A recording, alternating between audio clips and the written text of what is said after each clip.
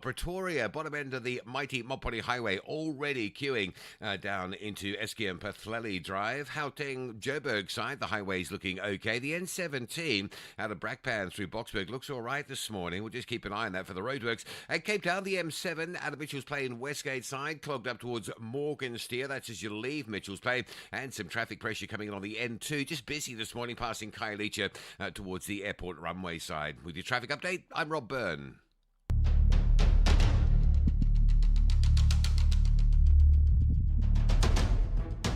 The Morning Brief with Thulasizwe Simelane.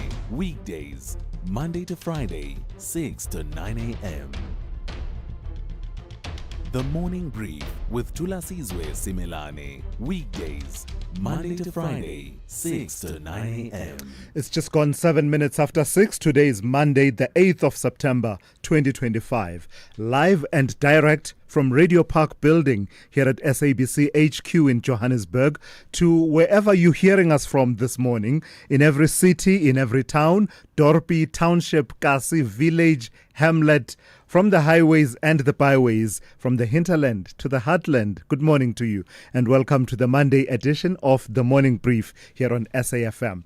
On the traditional airwaves, we are on 104 to 107 nationwide. But of course, we are also live on the various digital platforms, and that is on YouTube, where we are SAFM Radio, also live on our Facebook page, also SAFM Radio, as well as on the platform known as X, formerly known as Twitter, and there our handle is at SAFM Radio. Here's some of what we will tell you over the next 3 hours. Our economy continues to create fewer jobs than the number of people entering the labor market, and it's as simple as that, really. Between April and June 2025, 159,000 people entered the labor market, became eligible to work, but only 19,000 jobs were created within that 3-month space. The result was a rise in the official unemployment rate to 33.2%, up from 32.9% in quarter 1 and 31.9% in quarter 4 of 2024. So quarter 1 of 2025 and quarter 4 of 2024. The expanded unemployment rate, which includes discouraged job seekers, declined slightly to 42.9%, and that's still huge. While the formal sector showed some growth, overall job creation lagged far behind the number of people entering the labor force, which has intensified the ongoing concerns about the country's ability to absorb new job seekers and reigniting the debates over the accuracy of informal sector data. So at about 20 past 7, we'll unpack this data. It's one of those statistics that happens quarterly, unfortunately, that you end up having to talk about, but knowing that behind the numbers are lives and dreams shattered. I'll be speaking to Zwelinze Mavavi, the General Secretary of the South African Federation of Trade Unions, that is SAFTU, at about 20 past 7. But you know who is not lining up to join the ranks of the unemployed? Our country's politicians. In a move that will hardly surprise anyone, the former EFF Deputy President and former MK Party Secretary General Floyd Shivambu has officially launched the Africa Mayuya movement and has declared himself the president. Well, he's been the leader really since this whole program started, the consultation program, and will be the president of the Africa Mayuya movement. The announcement marks Shivambu's return to frontline politics following his controversial exit from Umkhonto weSizwe Party and a long tenure, of course, in the Economic Freedom Fighters. So the launch follows a national consultative process with various communities, which Shivambu says confirmed the need for a new political party. So the interesting part, though, part of the interesting factors that have been at play is the logo of Africa Mayuya, right? It got a lot of people talking since the announcement was made by Floyd Shivambu, because the insignia includes a black fist holding what looks to me to be a pen. You'll correct me if I'm wrong. Not a spear, but a pen, and the African continent forming the backdrop, colored in green, right? And some have said that the logo bears a strong resemblance to the EFF's imagery. But Floyd Shivambu himself, he denies copying the design, saying that he actually conceptualized the original EFF logo and that the two are distinct. So he says very different logos. You'll tell me what you think if you've seen the Africa Mayuya logo. But importantly, at the top of 7, I'll be in conversation with Sydney Baloyi, who is the spokesperson of Africa Mayuya. And lastly, count me out, Andizi, I'm not coming. That is the word from the US President Donald Trump, who has confirmed that he will not be attending the G20 Leaders Summit, which will be held in South Africa in November. The Vice President, J.D. Vance, will represent that country instead. It's a move being scrutinized for its meaning for the US-South Africa relationship, as well as the G20 presidency handover process. And that is because the US is the next in line to lead the international forum after South Africa. But the official word from Pretoria through Minister of International Relations and Cooperation Ronald Lamola is to welcome the participation of the United States delegation despite clear diplomatic tensions between the two administrations. At 7:45, I'll be in conversation with Siphamandla Zondi, who is a professor of politics and international relations at the University of Johannesburg. Morning brief team to your stations, please, for the takeoff on this Monday, and Musa at the news desk. Rob Byrne has your traffic. Zaikan is watching all things sport. Melissa Buta with the morning brief in brief, and Dowling Lichela with insights into the economy, business and markets. And of course, Sipho Mantula with an overview of developments around the African continent and its diaspora with the Africa update, and that's coming up at about 20 to 7 this morning. Let's have a conversation throughout the 3 hours. Do call me 086 000 2032 or send me WhatsApp voice notes on 061 410 4107. So what are we waiting for? Let's get the Monday edition of the Morning Brief underway. This year, the Standard Bank Joy of Jazz Festival presents 3 unforgettable days deep in the art and heart of jazz. From the 26th, 27th and 28th of September, Umu Sankare, Ababemu, Jasmia Horn, Silent No and the Noisemakers, Najbonk Trio, Michelle Ndingio-Jello, Willem Siini, Gabby Mutuba, and over 50 world-class acts will be ready to welcome you and yours to 4 magnificent stages of the Sandton Convention Center. Take me there. Buy your tickets at Ticketmaster now. I'm Andile Ncube umzilankati isiqongo no George Ntomba yazizala ke suka le emzimkhulu egugweni ila ke inkaba yasala khona. Your son got a star on his forehead, brightens your every mood when you get as old as I am. What do I like about Mzansi or love? You know, it's home. Beyond football, I enjoy cricket. You know, or Andile ngesixhosa go Ace Mabheka, you know. My favorite nickname of all time, like Captain Yama 2000. In everything we do, just like the African continent is the beginnings of life, right? Just like women are the beginnings of life. The SABC and SABC Sport is exactly that. Catch Andile, Captain Yama 2000 Ngube on match days, live on Latuma. Proudly brought to you by SABC Sport. For the love of the game. Zinzi, the Gen Z. Word on the street is you sold your car. Yes, and you know I needed a glow up. Hashtag no hustle, no hassle. So wait. The influencer got influenced by We Buy Cars. Oh yeah, no, absolutely. And they came to me. They checked the car, they gave me an offer. Oh, and they paid me immediately. Easier than an Insta Live, without the weird DMs at 2 a.m. I didn't understand half of the things you just said, but hey, We Buy Cars. Geared for the glow up, geared for you. Big stories of the day. Hashtag the morning brief. Yeah, here to kick us off is Melissa Buta with the morning brief in brief. Good morning to you, Melissa, and happy Monday. Let's start with politics. Nature doesn't allow a vacuum. If the DA is saying that Helen Zille will likely be its mayoral candidate in the city of Johannesburg, that would leave a position open, a powerful position open within the party, wouldn't it? Good morning, Thulasizwe. Yes, it would. With Helen Zille likely to become the DA's Johannesburg mayoral candidate, a fierce succession battle is unfolding for her powerful position as the Federal Council chair, the party's top operational post.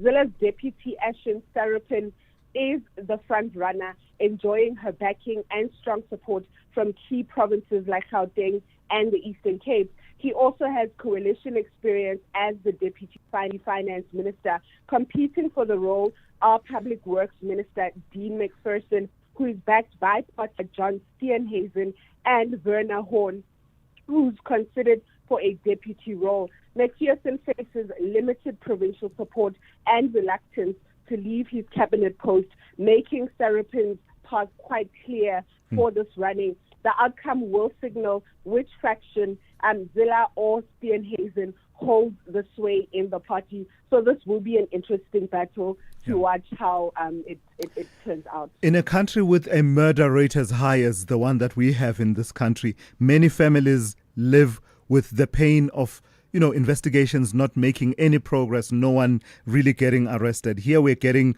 almost a first-hand glimpse into that world, that pain that families have to live with.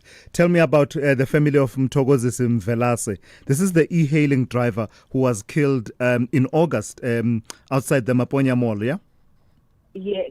So the family of 27-year-old Thulasizwe Simelane, an e-hailing driver who was violently killed outside Maponya Mall in August, has expressed deep frustration with law enforcement over the lack of progress in the investigation. At his funeral, relatives said they have received no updates despite nearby cameras and potential evidence being ignored. No arrests have been made for his violent killing. Velace's car was torched in an incident that also injured 2 other people, and tensions between taxi and e-hailing drivers continue, with Santaco distancing itself from criminal elements and the government urging peaceful coexistence between the two sectors. So the family is still waiting, and we will have to see how this turns out. Yeah. And then lastly, speaking of violent crime, tell me about this incident involving the so-called Amapanyaza in Davidton. 5 crime prevention wardens, known as Amapanyaza, were shot and injured during a stop-and-search operation in Davidton early on Sunday morning. The incident occurred when a group of around 12 individuals resisted being searched and opened fire on them. 2 female and 3 male wardens are currently receiving medical care in hospital. Police have launched a case of attempted murder, and Gauteng Premier Panyaza Lesufi has condemned the attack and has said that it's showing utter disregard for the rule of law, and reaffirmed that the warden's legal role in fighting crime amid ongoing public concerns are about concerns about their training. So he's saying that he's asking people to respect that they are really there legally and they have a job to do in order to make sure that there's safety and order in the province. All right, thank you for that. That's Melissa Puta with the Morning Brief in brief this morning.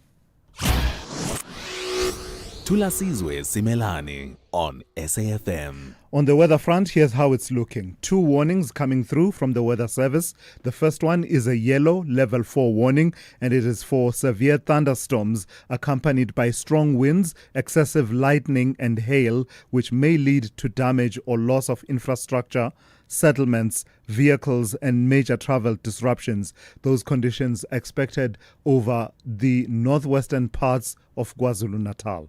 Then there's a yellow level 2 warning for severe thunderstorms accompanied by strong winds, excessive lightning and hail, which may lead to localized damage to infrastructure, vehicles and informal settlements, and that is expected over the western parts of KwaZulu-Natal, central and the escarpment of Mpumalanga, and the extreme eastern parts of the Free State. The rest of your weather looks like this. Pretoria, fine in the morning, otherwise partly cloudy with a minimum of 13 and a maximum of 29. Johannesburg, fine in the morning, otherwise partly cloudy with isolated showers and thunder showers by the afternoon, 12 to 27. Vereeniging, fine in the morning, otherwise partly cloudy with isolated showers and thunder showers by the afternoon, 11 to 26.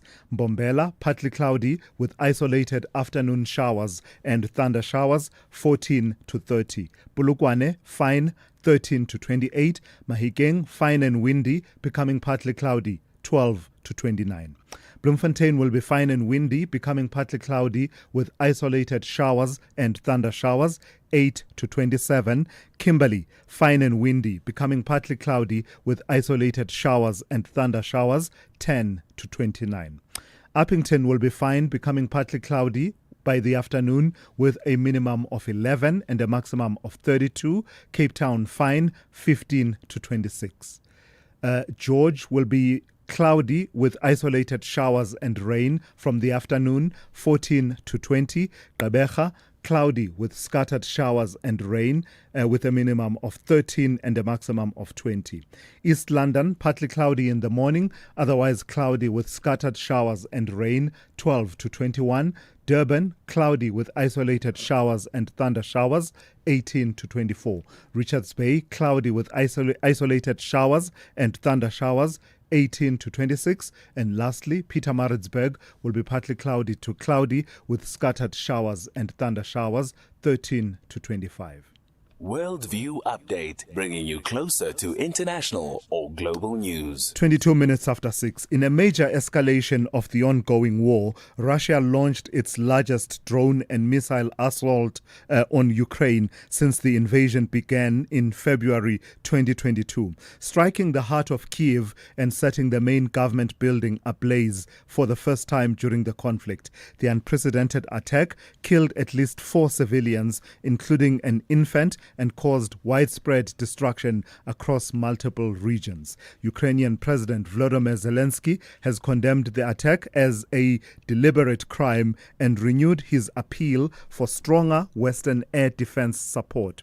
So let's speak to Roland Henwood, political scientist and commentator at the University of Pretoria. Good morning to you, Roland, and thank you for your time this morning. More than 800 drones and about 13 missile attacks. That is huge. Why this escalation and why at this point? Do we have any understanding of those factors? Good morning to Thulasizwe. Yes, I think there are 2 interpretations. First one, the war is continuing. Russia is trying to gain as much leverage, but also as much control as possible. That is clear.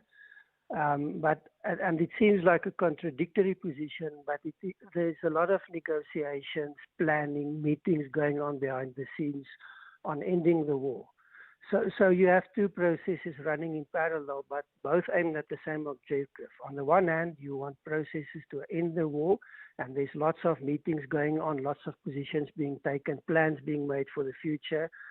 While that is happening, the military dimension continues. You have the war seemingly being escalated by the Russians in a position to increase their position of leverage, to increase how much they control on the ground, because that gives them a stronger bargaining position, makes it more difficult to get to the point where there's a demand for them to completely withdraw. Yeah.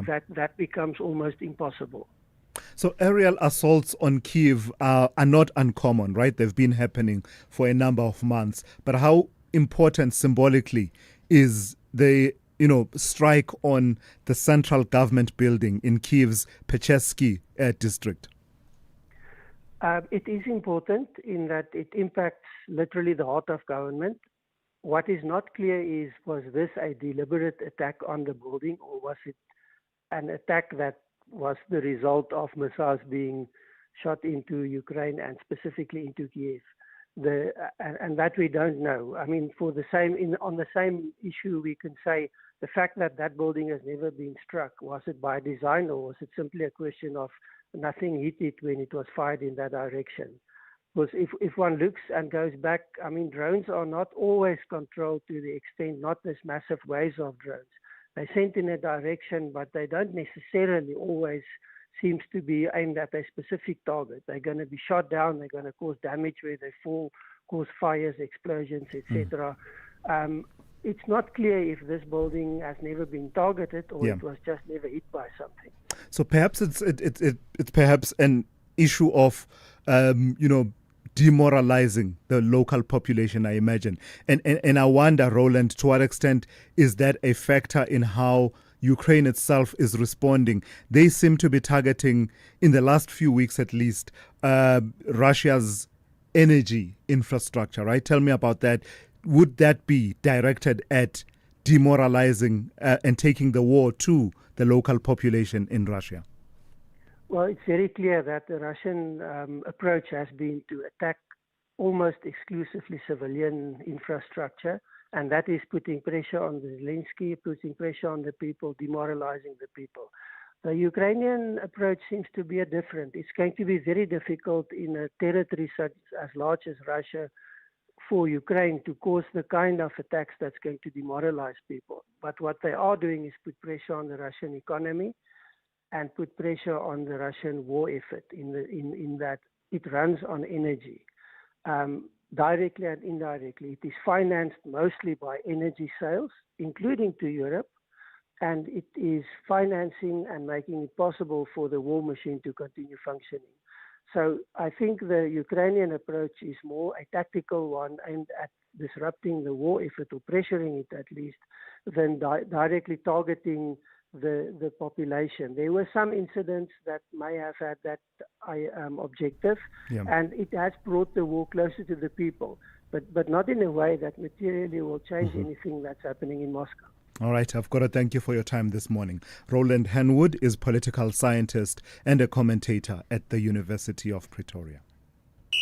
This is SAFM Sport with Zai Khan. Good morning to you, Zai, and happy Monday. Well, not so happy for us as far as the Proteas are concerned. We broke a record, but not in the right direction. The wrong end of that equation. Oh, my word. What was this? I don't know. 43 runs?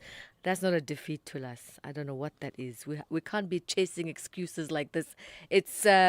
yes, the heaviest defeat in ODI history.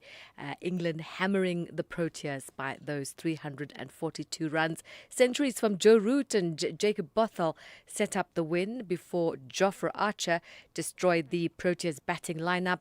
The Proteas did take the series 2-1, but it is a reminder that we do have the Champions Trophy less than a year away. Also another loss, the Bok women. They were beaten 57-10 by the French side in Northampton. Coach Space de Brain says the team had rotated heavily with fresh players that will be returning in the quarterfinal showdown with New Zealand. Despite the loss, it's still the Proteas women best ever World Cup run. Another positive is we did rest about 9 of our players for the quarterfinals, and we gave exposure to a lot of young new girls and who learned a lot. So from that point of view, very happy. Obviously, you know, France is a bloody strong team. They've got a set play. We scrum well until we met them, and they taught us a lesson up front in the scrums. But Coach Lorien is a clever coach, and she'll work out a plan. Yeah, a lot of positives. We take it on the chin. There were 16 teams, 8 went home. South Africa is still staying, so let's focus on that. All right, we'll focus on the big wins now for Italy and New Zealand on the final day of pool matches at the Women's Rugby World Cup, while Japan edge Spain. Tennis, Carlos Alcaraz has won the US Open men's final, beating Yannick Sinner 6-2, 3-6, 6-1, 6-4 to claim his second New York title and 6th Grand Slam overall.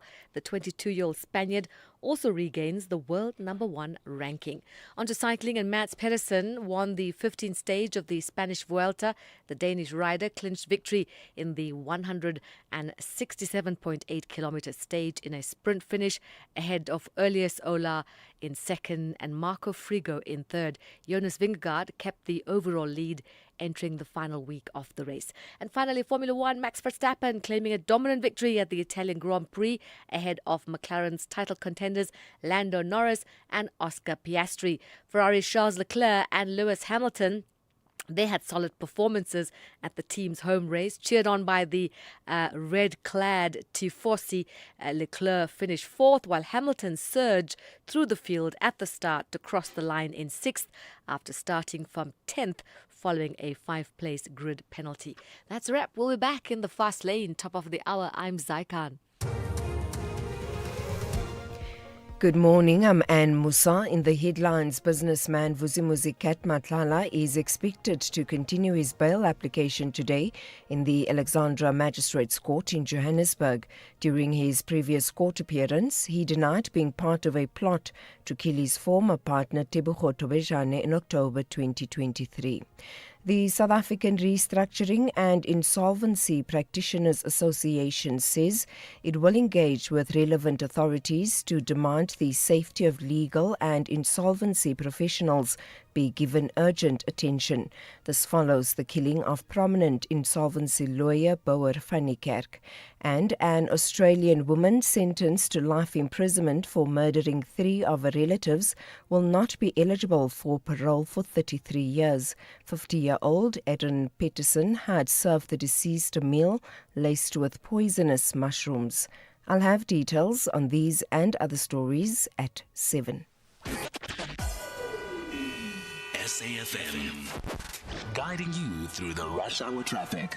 It's a busy start early up for Durban motorists with a crash in amongst all the construction on both sides of the N2 around Westwood Mall territory. So northbound there's a collision after Spaghetti Junction, southbound a crash before Spaghetti Junction, and it's pretty badly backed up. Northbound already standing from the M7 and southbound pushing a queue back through Umgela Road towards the Inanda Road. So the N2 both ways under some real queuing pressure into those scenes.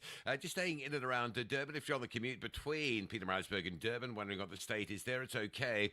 No major problems. Cliffdale Keeridge looking all right as well. The mighty Mopani Highway coming to Pretoria, backed up from Bremer Street. That's an early morning heavy queue all the way down to Eskia and Pathlelly Drive. There's pressure already on the N1 through Midrand between Brockfontein Interchange and the New Road exit. The R59's a bit sluggish coming in from the Vaal, just queuing traffic towards Michelle Avenue, and a breakdown at the Diepkloof Interchange. This is a high volume route in the morning. The N1 North coming up from the Eldorado Park, Lenasia, Protea Glen, Grasmere side, that is queuing heavily from the N12 Potch Highway, getting up to that breakdown just around the Diepkloof Interchange territory. Cape Town, no major incidents on the highways, but they are busy this morning, particularly the N2 from Khayelitsha. It is pretty full all the way through to Mowbray Main Road, and a bit of sand won't surprise you in Cape Town after the windy weekend that we've had. Sand to watch for on Baden Powell at Monwabisi. Rob Byrne, SAFM Traffic. The business update on SAFM.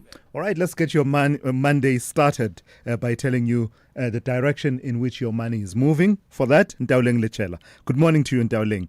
Tell us about what we are watching out of the Fed. You're saying that there's a print that's out that's showing that hiring is slowing in the United States, and that has created conditions in which the Fed is now closely watched for their next move.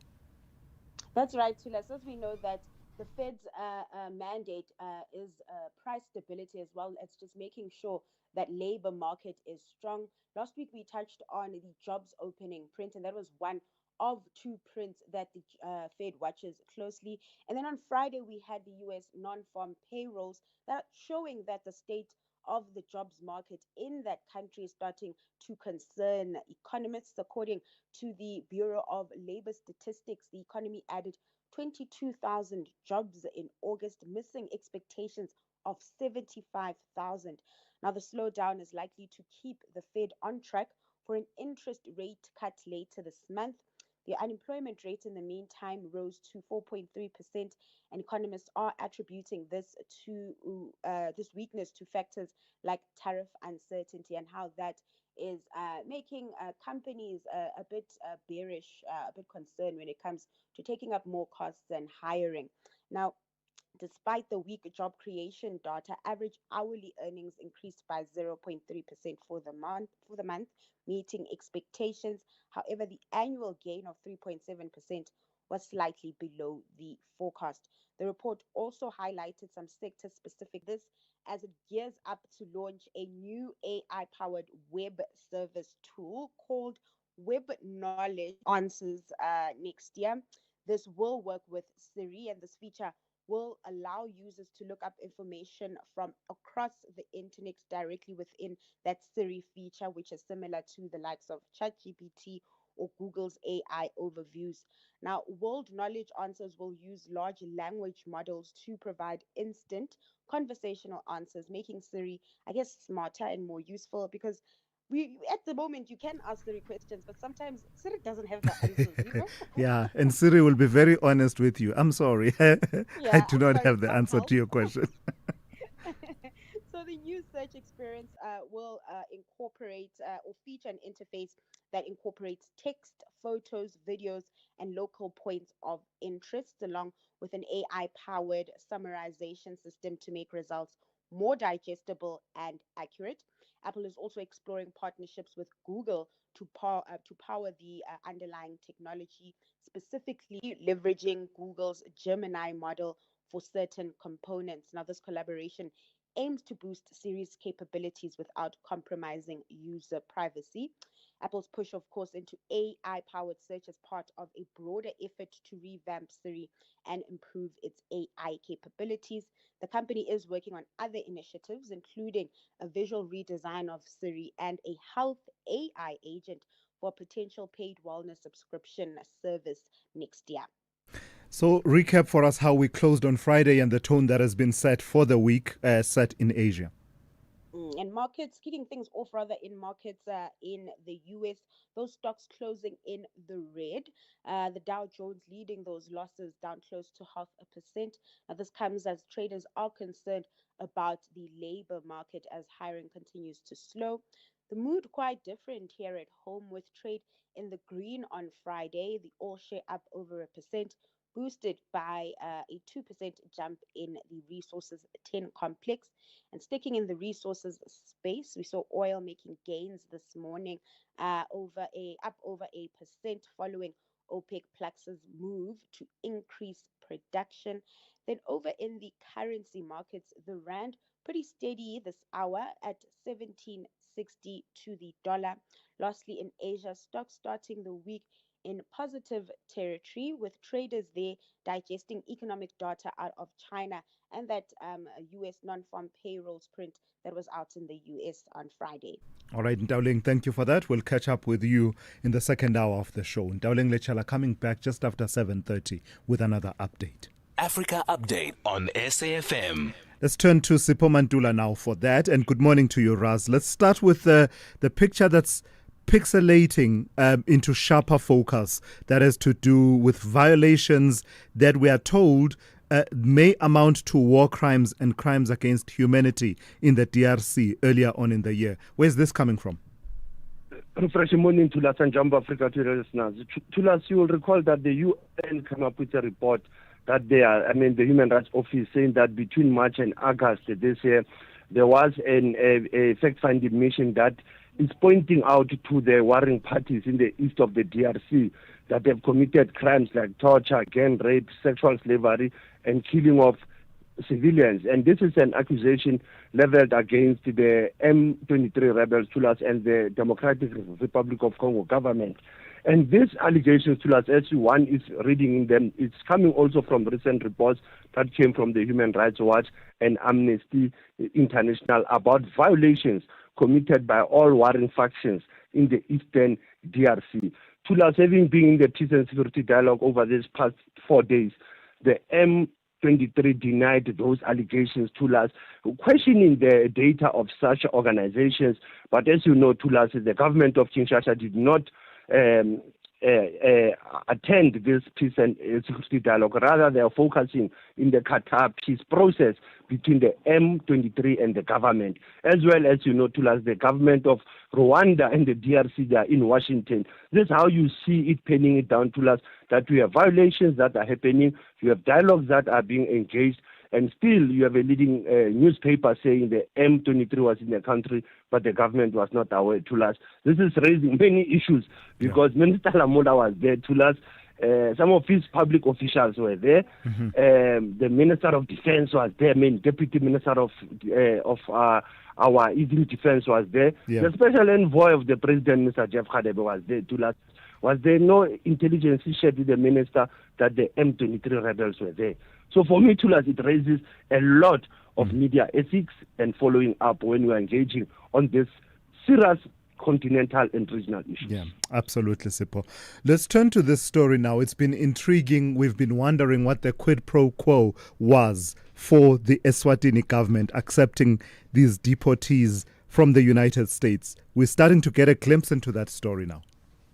Thulas, and then this is coming from the media cables also. Your Eswatini News corroborating the New York Times and other internationals, saying that there was an agreement signed by the Prime Minister, Russell Miso Dlamini, without consulting the Parliament or the Cabinet or the Office of the AG on this issue, that the civil society is calling it a human trafficking under disguise of deportation.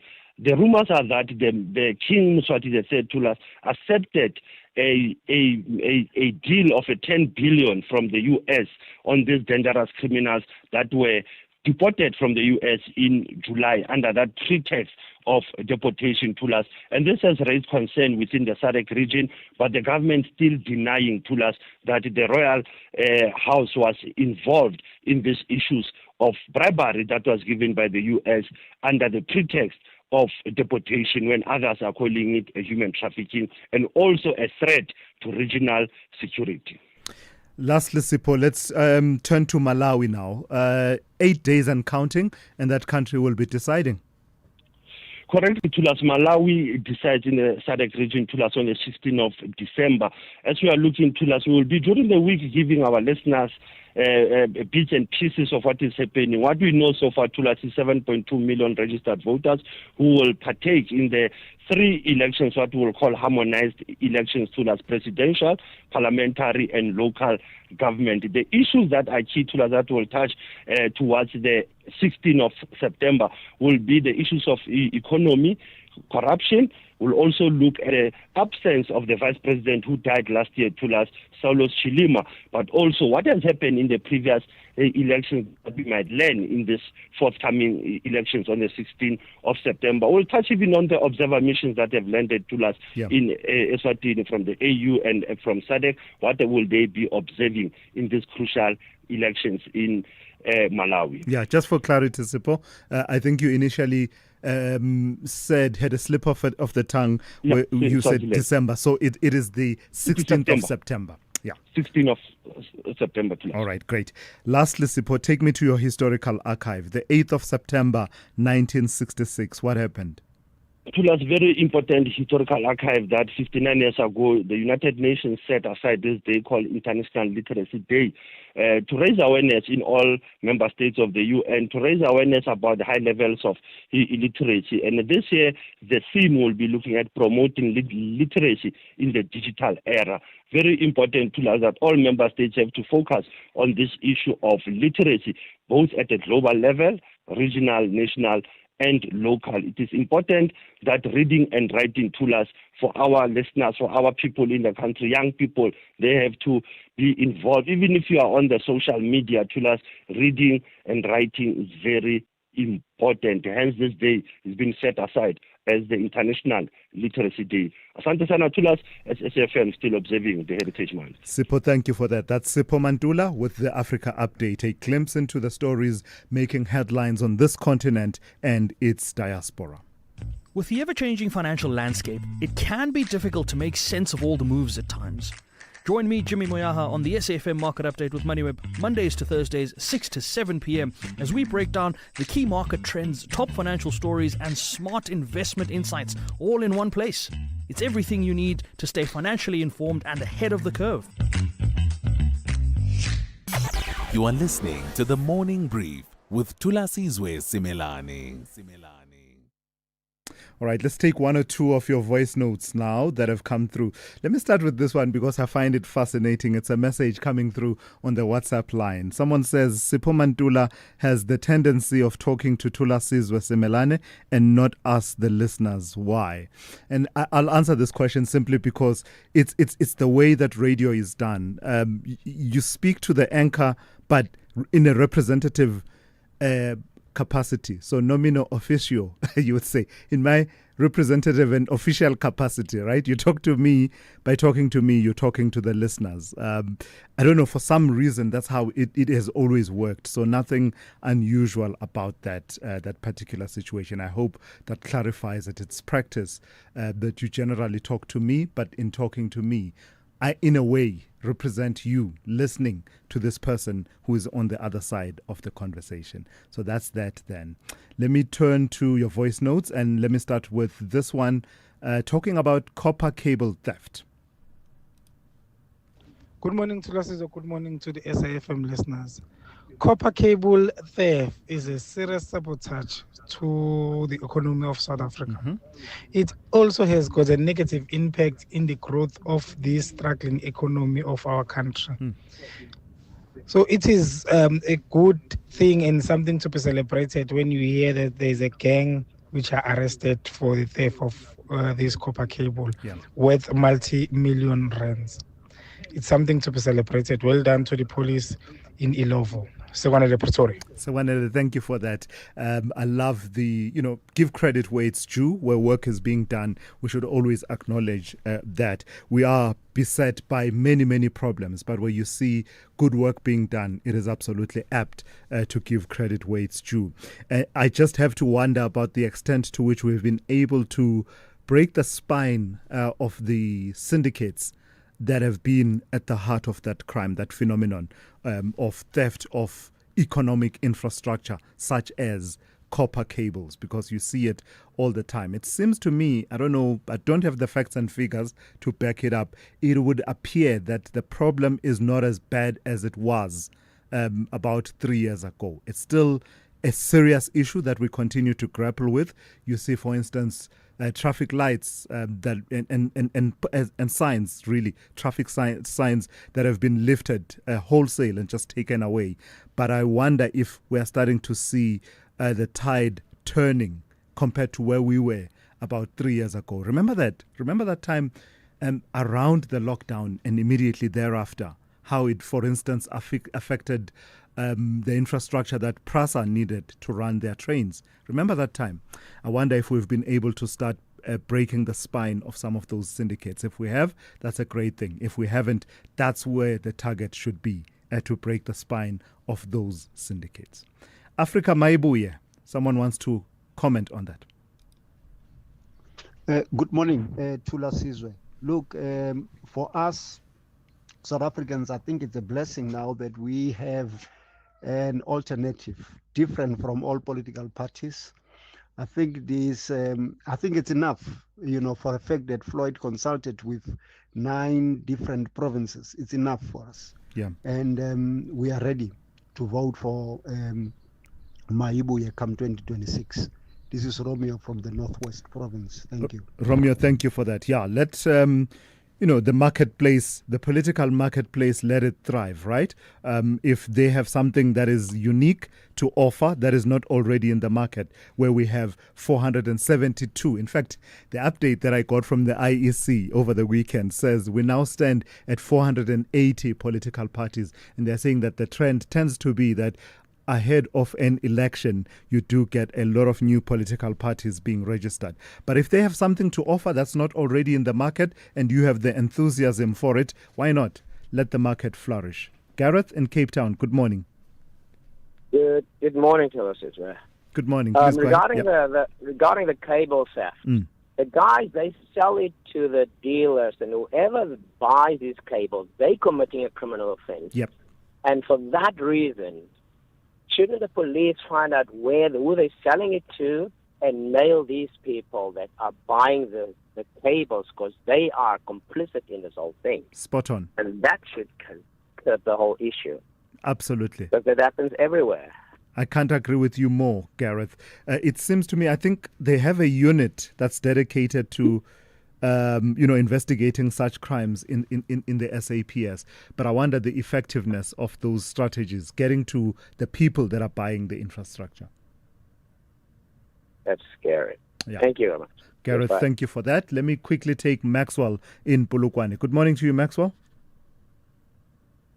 480 political parties registered for elections 2026. How many of those represent the interests of white people? I think that's DA, VF, and the rest. I'm just saying, what's unique about 478 parties that are out there?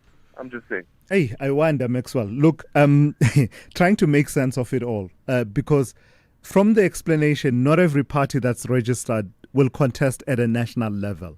So I'm trying to just make sense that some of them will be regional interests. So I don't know. We can cut that in half. Eh? we can cut that number in half. So what are you saying? That we don't need that many political parties? No, we don't. Oh, Madam Maxwell. No, you didn't even let me finish my point. I was saying a few years ago, right? You had a political party, for instance, the Bushbuck Ridge Residents Association. They had a mandate. They developed after a specific grievance that was unique to the people of Bushbuck Ridge, and their main focus was in Mpumalanga, right? Then you had the other party. Was it the ATM? No, it's not the ATM. That grew out of the situation in Matatiele. Was it the ATM? No. So I'm saying sometimes it's regional interests. I don't dispute the regional interests. I'm saying even those regional interests, they act in the interests of the blacks in majority. And we keep splitting the vote, All right. That's the point I'm making. Okay, gotcha. Maxwell, thank you for that. That's Maxwell in Polokwane. I'll come back to your calls and voice notes a bit later on. SAFM, guiding you through the rush hour traffic. Good morning. Traffic lights out all over four ways, including the big ones of Winnie Mandela and N1. Highway. They'll probably have some pointsmen there, but even with the pointsmen being deployed, it just backs traffic up. So if you're coming out of four ways, or particularly if you're coming off the N1 highway to turn on to Winnie Mandela, just expect that to add some time to your travels this morning. Main and the Witkoppen is down. A set of lights on Leslie as you head towards Winnie Mandela is also down. And coming along Lone Hill Boulevard at Concourse Crescent, those lights down as well. So if you're on Lone Hill heading down towards Main Road, that is quite heavy. All sorts of problems, just sort of raising their head around these traffic light issues in four ways again. It was sorted out for a while, but slowly it's just been creeping back. Stationary vehicle, other side of town, N1 North at Dipcliffe Interchange been cleared, but it's left a really big backlog this morning. Coming from Eldos and passing Lenasia, N12 through Deadman's Bend onto the N1 North up towards Dipcliffe. Very, very slow going. The roadworks on the N17, Brackpan through to Rondebolt look clear, but there are some delays the other side of Rondebolt as you move through to sort of Osborne Road, Wits Rifles territory. So it looks like the N17 roadworks have moved closer to Joburg. Net result, still queues on that N17 this morning.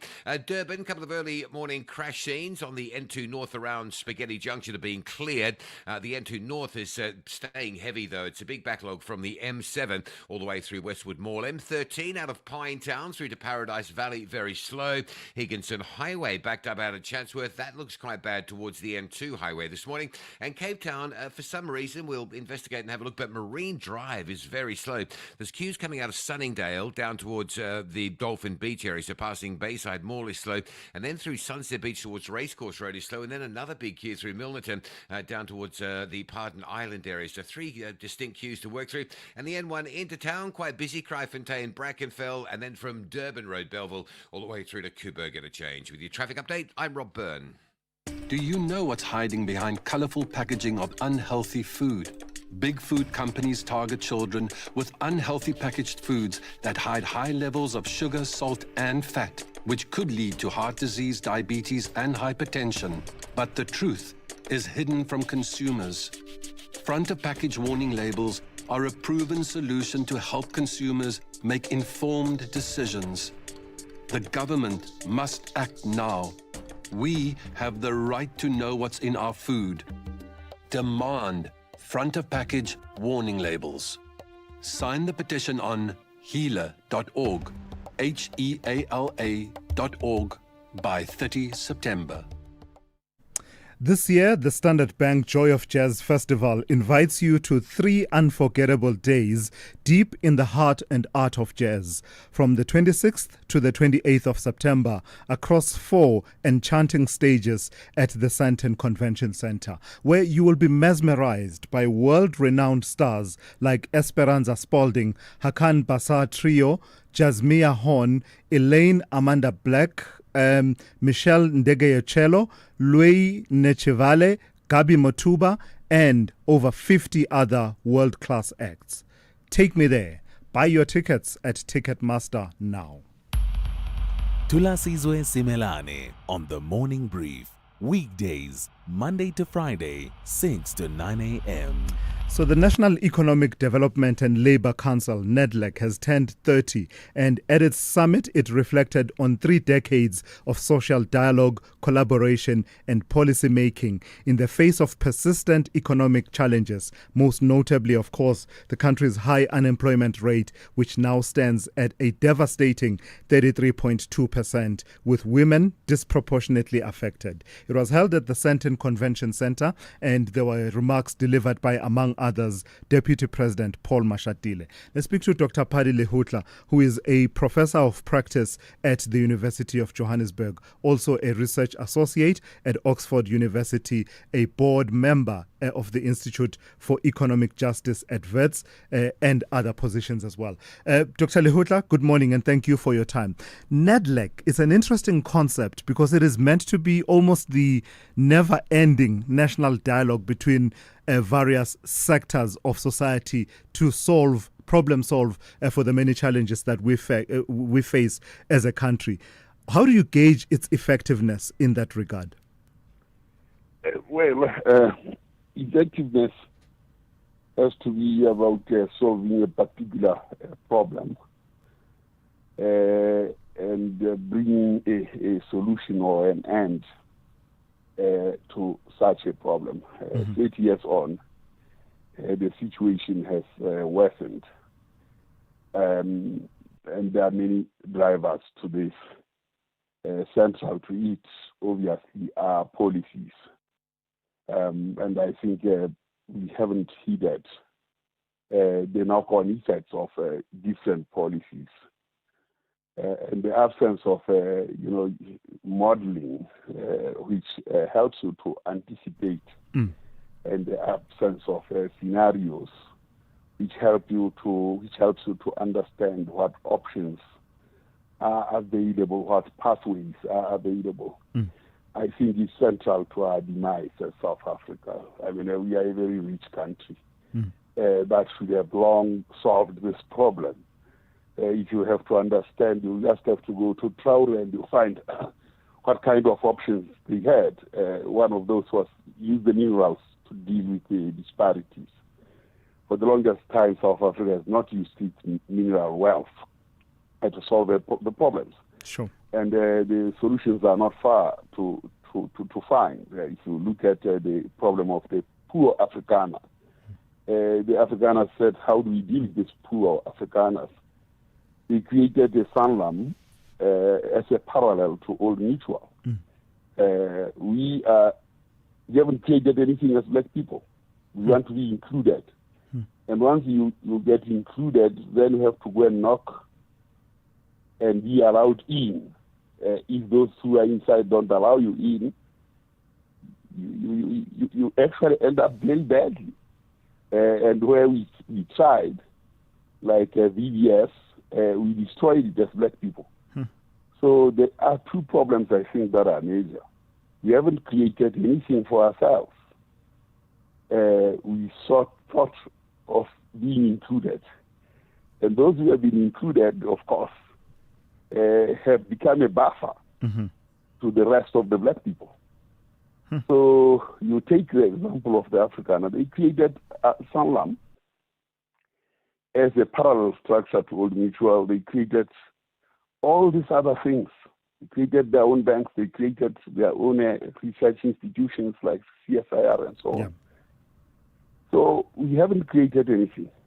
And until we understand that and we should create our own, then we are a need for white people and others. And then there's also an example that is a living example. It's how the Indians actually reacted to Verwoerd when he posed the question, what's the use of teaching Bantu children mathematics when they cannot use it in practice? The Indians started their own schools. Of course, they had another advantage that they came as families, though indentured labor, they came as families. Migrant labor in South Africa for the blacks and the colors, to a large extent, to blacks, destroyed the blacks. But it is clear that by creating their own schools and sticking to looking at those subjects that would help them, we've seen a period of from 1953 to now, the Indians are competing, even out-competing whites. All right. Dr. Lehutla, I do have to leave it there. Thank you for your time this morning. Dr. Pari Lehutla, a professor of practice at the University of Johannesburg. Let's go to Ann Musa with the latest news. Outsurance will go out of their way to try and save you money on your car insurance. If they can't, ask for 500 Rand. Time to switch and save. Call 08600 60,000 today.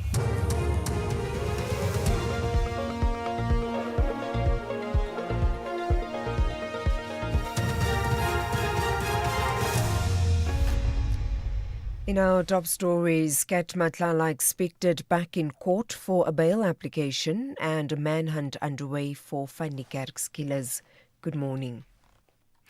Businessman Vusimuzi Kat Matlala is expected to continue his bail application today in the Alexandra Magistrates Court in Johannesburg. During his previous court appearance, he denied being part of a plot to kill his former partner Tebogo Tobejane in October 2023. Matlala faces charges of attempted murder, conspiracy to commit murder, and money laundering. He's alleged to have ordered a hit on Tobejane. The car she was travelling in was shot at in Sandton, Johannesburg. Police are still searching for 4 suspects in the killing of prominent insolvency lawyer Pauer Van Niekerk. He was shot at his practice in Johannesburg on Friday. At the time of his murder, Van Niekerk was working on high-profile cases, including a major insolvency case involving an alleged Ponzi scheme. Police say 2 of the 4 suspects entered Van Niekerk's practice under the pretense of being clients. They then proceeded to the boardroom where gunshots were heard. Meanwhile, the South African Restructuring and Insolvency Practitioners Association says it will engage with relevant authorities to demand the safety of legal and insolvency professionals be given urgent attention. The association's chairperson, Joe Mitchell-Murray. It is heartbreaking and utterly unacceptable that in South Africa, courageous, ethical professionals should have to pay with their lives simply for doing their jobs. 5 Gauteng traffic wardens have been treated for wounds after being shot in David and Ekurhuleni yesterday. Police say the incident happened when the officers stopped 12 people near the Davidton railway station during a routine patrol. The group then opened fire, wounding the 5 wardens. Further afield, an Australian woman sentenced to life imprisonment for murdering 3 of her relatives will not be eligible for parole for 33 years. 50-year-old Erin Patterson had served the deceased a meal laced with poisonous mushrooms. In handing down sentence, the judge Christopher Beale said Patterson had shown no remorse for the crimes, which warranted maximum penalty. The BBC's Cathy Watson has more.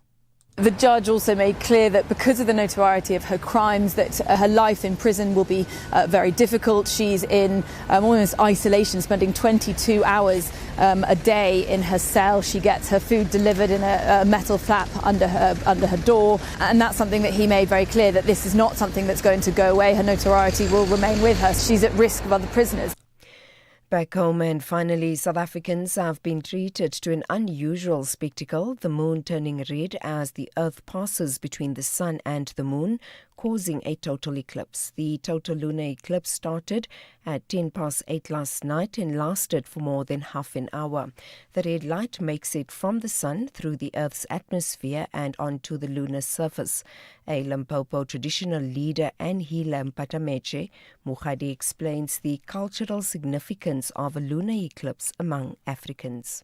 The moon and stars hold various meanings in our culture.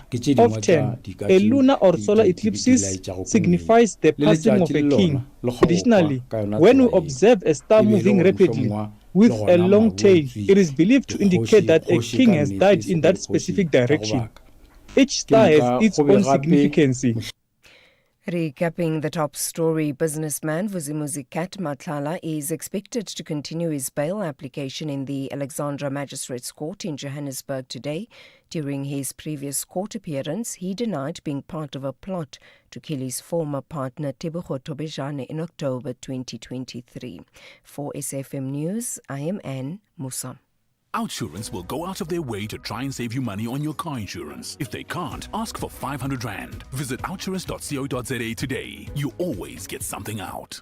Imagine saving on car insurance. Now imagine getting 500 Rand or 1,500 Rand if you don't save. That's right. If OUTsurance can't beat your car insurance premium, ask them for 500 Rand cash. Make that 1,500 Rand cash if you've been claim-free and with the same insurer for 3 years. Savings or cash, you always get something out. Get a quick and easy quote today. Call 08-600 60,000 or visit outsurance.co.za. Licensed insurer and FSP. T's, C's and information online. It's a very good morning to you in your SFM sports headlines. It is rugby with the Springbok women. They fell to France at the Women's World Cup, but they do face New Zealand in the quarterfinal. And in cricket, the Proteas making history, destroyed in a humiliating defeat by England. Let's bring you details just before 7:30. SAFM, guiding you through the rush hour traffic.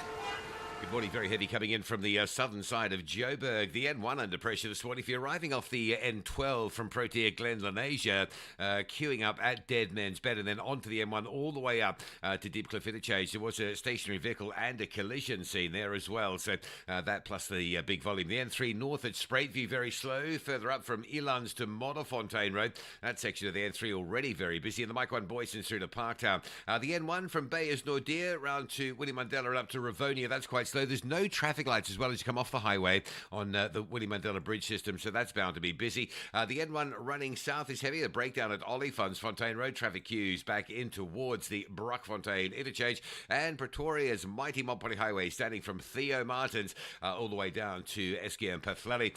Durban, the crash scenes just north of Spaghetti Junction have all been cleared. There's a lot of traffic routing N2 this morning. First up, coming up Tweeny Hill into Prospecton, and then from the M7 through Westwood Mall. That's all very heavy as well. Cape Town Marine Drive out of Tableview, slow at Dolphin Beach, slow again at Sunset Beach, and slow moving into Lagoon Beach. There are 3 distinct queues there. And the M5 looking fairly heavy, traffic queuing between Kenilworth and the N1 Kubo Interchange. With your traffic update, I'm Rob Byrne.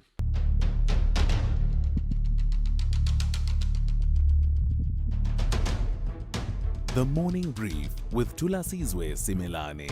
Weekdays, Monday to Friday, 6 to 9 a.m.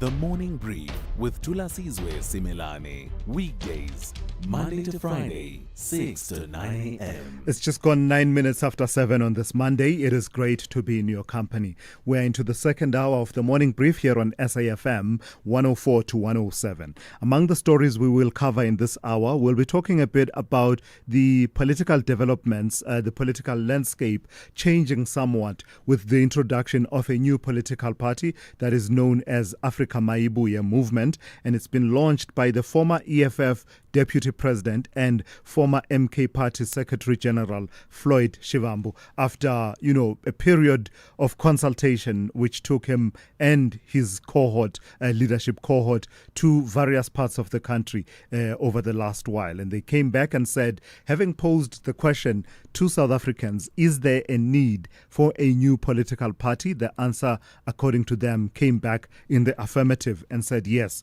there is a need for a new political party, and therefore that party will be called Africa Mayuya. We are told they are going to contest every ward come the elections in 2026. So in the next few minutes, I'll be in conversation with Sydney Baloyi, who is Africa Mayuya national spokesperson. And immediately after that, we delve into issues of unemployment and the rate at which the economy is producing new entrants into the market, into the labor market, is higher than the rate at which it's creating jobs. So in numbers, in basic numbers, in the 3 months between April and June this year, 159,000 people entering the labor market, but 19,000 jobs only created within that particular period of time. We'll unpack all of those figures with SAFTU's Zwelinze Mavavi, who will be my guest at about 7:20. Through it all, I would love your reflections, and I'm seeing some of them already starting to come in that have to do with Floyd Shivambu in the new political party, whether the political marketplace is saturated, whether or not that is the case, and whether there's anything new that any of the new political parties can offer that doesn't already exist within the 480 or so political parties in existence. That may be what's on your mind this morning. I'll take your calls, 086 000 2032. I'll take your WhatsApp voice notes on 061 410 4107, even if it is to raise a completely different point that I've not covered this morning. I'll welcome all of that. All right, let's get into the second hour of the morning brief on this Monday. Catch SAFM live on Thursday, 18 September at the TBCSA Tourism Leadership Conference. Conversations shaping the future of tourism. Brought to you by the TBCSA, the leading voice of tourism in South Africa. Keeping your family healthy this winter can feel like a daunting task. Try the Lung Shield range. It includes capsules to support healthy lungs and immunity, a syrup for kids that supports the immune system and promotes lung health, and an effervescent with 13 essential ingredients to optimize immune function.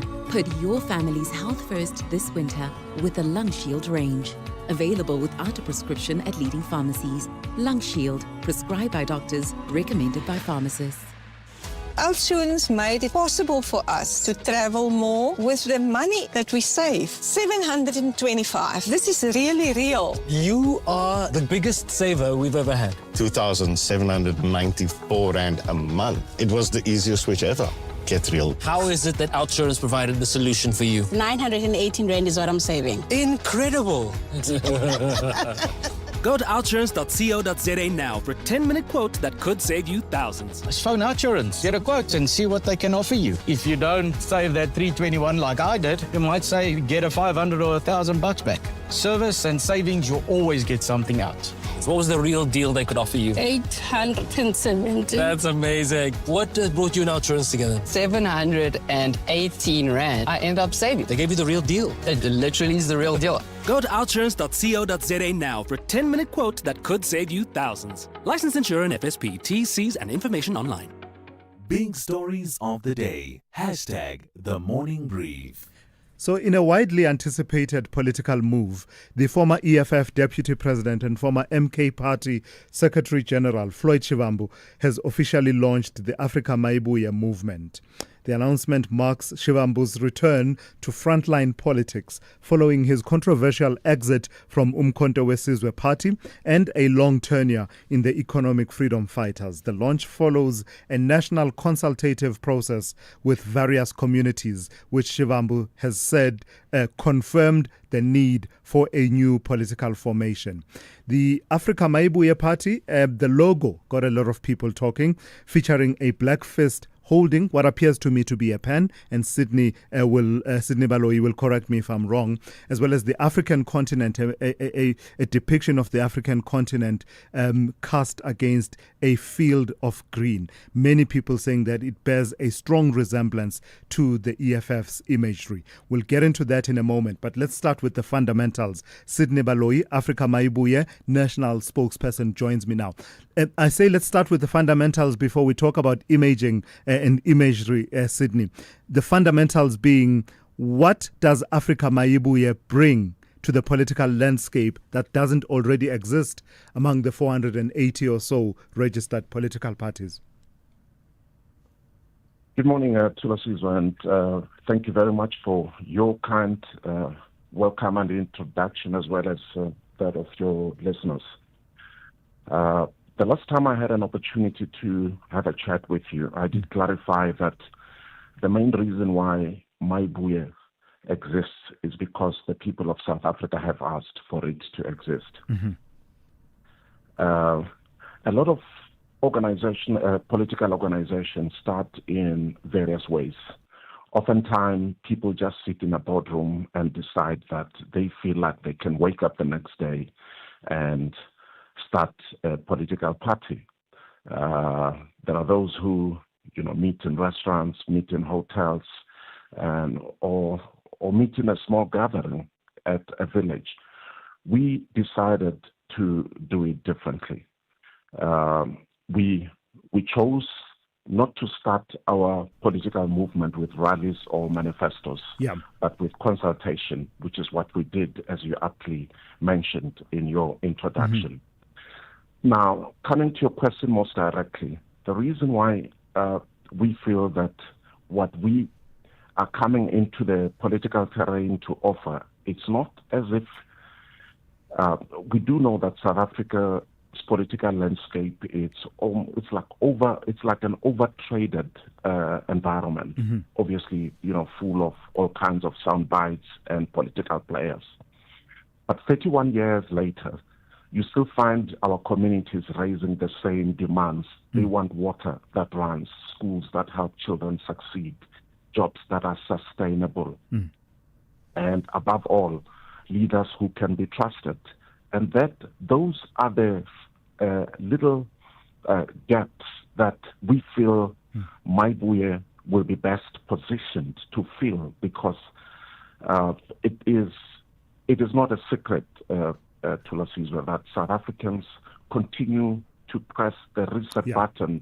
They continue to reject something in the air as far as politics is concerned. So how will you do things differently? What's your political and ideological strand that you'll be pursuing?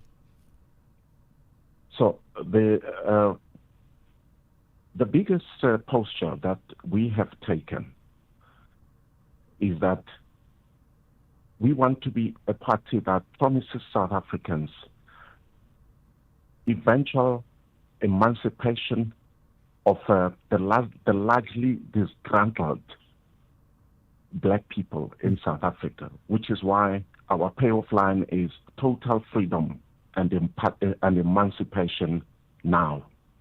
A lot of the things that South Africans cry out for, a lot of the things that South Africans continually ask our government to do, we find them written in large reams of documents and papers, but they are not happening in practice, which is why our payoff line is total freedom and emancipation now. What does that look like, though? Total freedom and emancipation now. What does the largely sidelined people, poor South Africans, what will they have when they are totally emancipated in terms of the economy, in terms of services, and how exactly will you achieve that? Okay, so during the 2 months that we've been crisscrossing the country, we were able to collate a lot of the complaints and challenges that South Africans experience. And we managed to condense them down to 100 reasons why a movement such as Mayuya should exist. So obviously for the time that you and I have, I don't have time for 100. Down 100 reasons will be a bit too cumbersome for your listeners. Yes. I can give you one or two reasons why. What South Africans see is they see the ever persistent problem of corruption in South Africa, which has now eroded public trust and continues to drain treasuries. And as Mayuya, we are agitating for an anti-corruption government, an incorruptible movement that roots out graft with transparency and accountability at all levels of our government. We also have the problem of our education system, which for some reason keeps producing a lot of educated youngsters, but the majority of them are just sitting idle with no work at home. Our healthcare disparities, they leave the poor to suffer, which is why oftentimes such frustrations inside, the kind of, demands that you often hear from our our communities. Infrastructure continues to crumble in many of our towns and cities. Food insecurity is another. So we will continually craft solutions that I do need to move on. Sydney. I apologize, but I do need to ask you about, if you are talking, for instance, around issues of addressing corruption, how, when among the people that are at the forefront is a person who is alleged to have faked their qualifications and having been fired from the Joburg Roads Agency, that's hardly the kind of start that you want to yourselves. Tsepo Mahanuke is the name. Yeah, Tsepo Mahanuke is the Treasurer General of Mayuya, and he is available. I can arrange for you to speak to him. I do not have the facts around his falsifying of qualifications, but that is something that you can quickly clear out by speaking to the man himself. And you are most fortunate, Thulasizwe, that you do have a direct line to someone like myself. Yeah. And rather than me just standing up here and saying that is not true, but you see how people will be asking those kinds of questions. I can make him available for you. Sydney, you do see why people will be asking those kinds of questions, right? They are most they are well within their rights to ask that and many other questions. But if I have someone who within the Mayuya team who has a question to answer, my advice to you is that we must make sure that person comes forward and answer those questions. All right. Things like falsifying qualifications are way too personal for me to take up. Gotcha. A war such as that on behalf of someone. All right. I think he can very easily and very clearly right. Articulate on those himself. All right, Sydney, because of time, I do have to leave it there. Thank you for your time this morning. Sydney Baloyi, Africa Mayuya National Spokesperson. Think about 6 years ago, when Amapiano was just a musical instrument, when streaming meant watching water flow, not videos online, and remote work was only said when your remote batteries died. So it makes you wonder, what will the next 6 years bring? Hino trucks now come standard with a 6-year drivetrain warranty, covering everything from pistons to gears. So although a lot can change in 6 years, our warranty promise won't. T's and C's apply. Hino, all the way. If you think you cannot afford a lawyer, think again. Clientele Legal has made professional legal services affordable for you. Whether it's a civil, criminal, or labor-related matter, we have a nationwide panel of attorneys standing by to assist you. SMS SAFM to 32195. That's SAFM to 32195 and we'll call you back. Clientele General is a licensed non-life insurer and an authorized FSP. Standard rates and terms and conditions apply.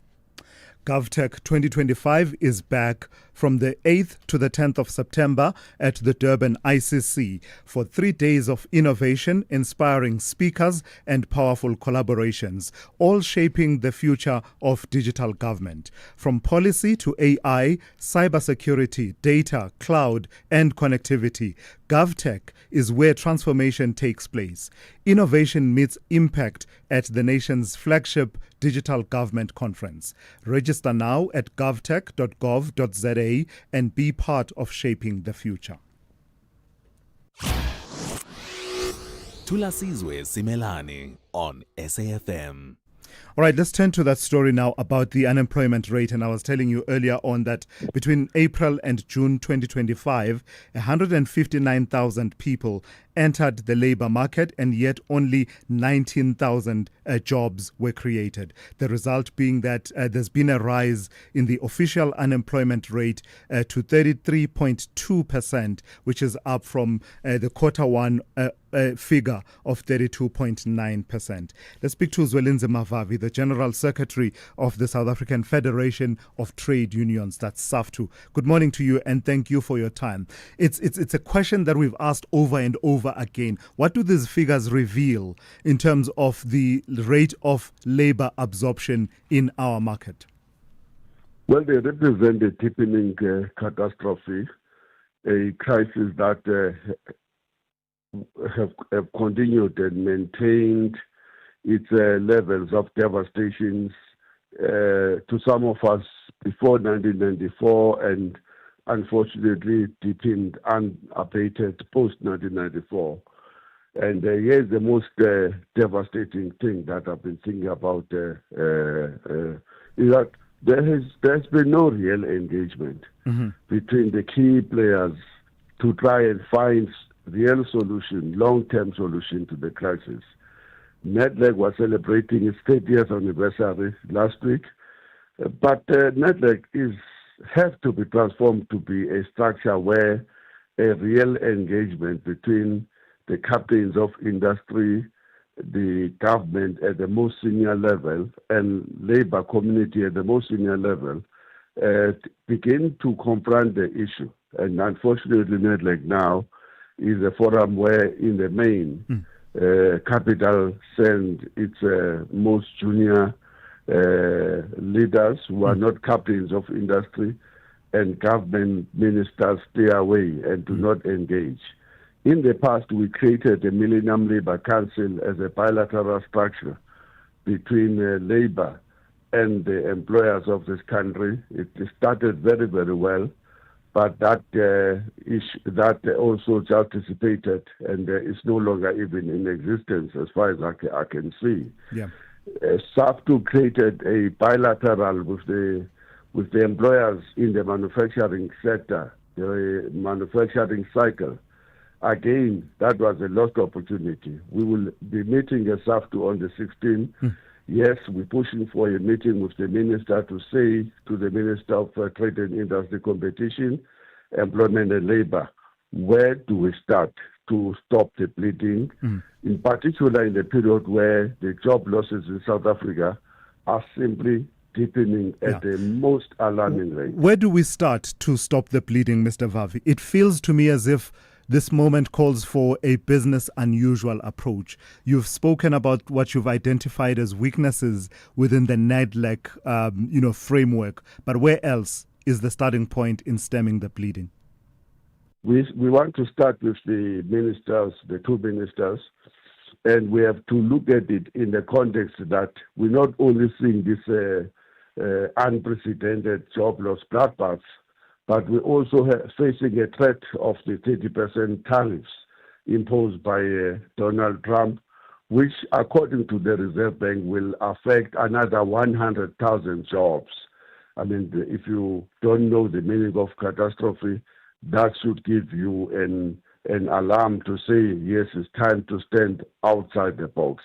Yes, we do need to resist this in the streets. We are calling for the immediate moratorium. We are calling for emergency relief for affected workers.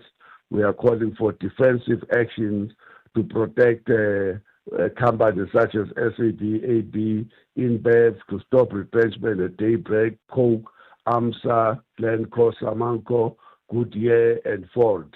But we need offensive strategies at the same time. Yes, we want to put pressure on the government to fill the vacancies in the public service, to launch a public-led reindustrialization plan in the steel, energy, rail, ports, and housing. Yeah. And frankly, to renationalize AMSA as ISCO and to begin to make our own steel company that can play a role in rebuilding the manufacturing sector.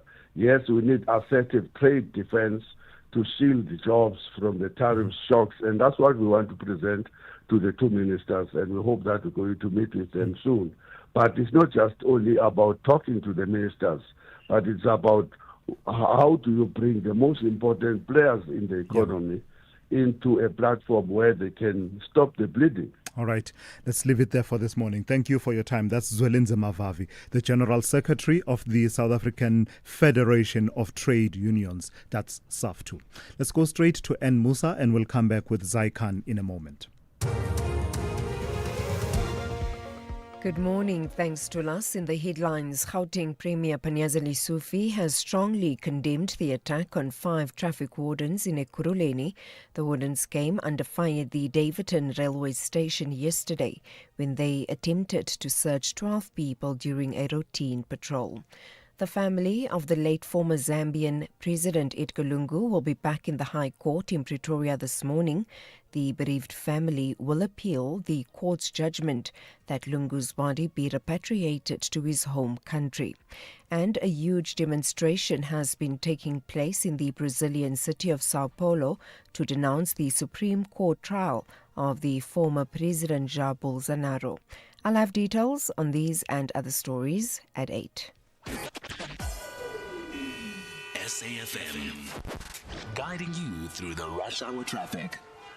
Good morning. Here's an overview of Monday morning's back to work traffic coming in from the south of Joburg, up from the El Dorado Park side, Lenasia, Protea, Glen Crossmere. Big delays, a crash at the Deepcliff interchange, N1 North, getting into Deepcliff. Very heavy queues all the way back to the Potch Highway exit. Crash on the Heidelberg Road near Piet Street in City Deep. If you're heading in towards Joburg, coming up from the Alberton area, arriving in on Heidelberg Road, that's going to be very slow. And there's a collision on the N1 South at Olifantsfontein. That run out of Pretoria down towards Joburg is heavy. Motorists sitting from Brockfontein interchange all the way down to that crash at Olifantsfontein Road. The N4 into Pretoria along the Emelafeli Highway, that's quite slow this morning from Watermeer Street, and coming out of Montana, Sefako Makato is quite heavy towards the M1. There's also N4 roadworks around Durham-Port Plaza causing delays as well.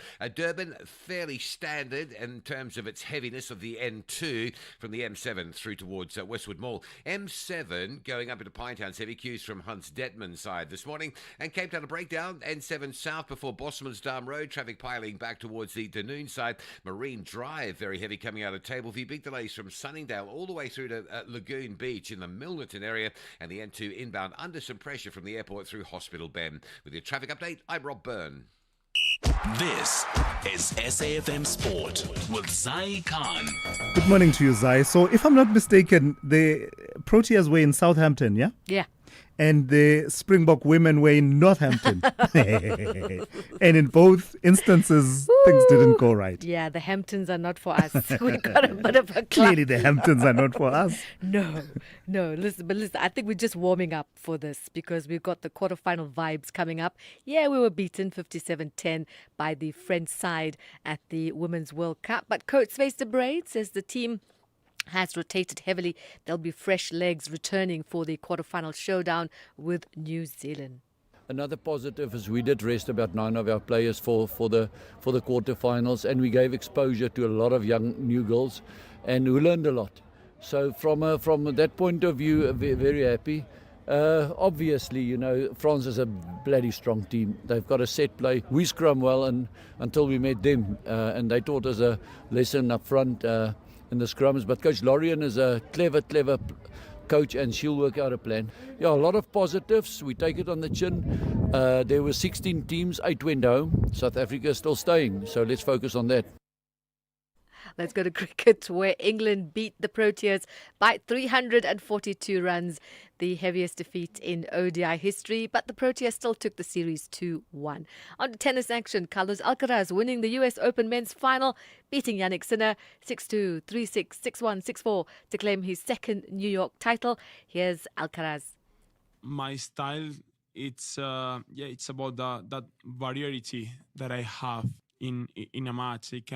I feel I can do everything on court, to be honest. Slices, drop shots, top spin, flat. I just trust really much in my physical conditions. I feel like I can reach every ball, which give me the confidence and the security of making good points.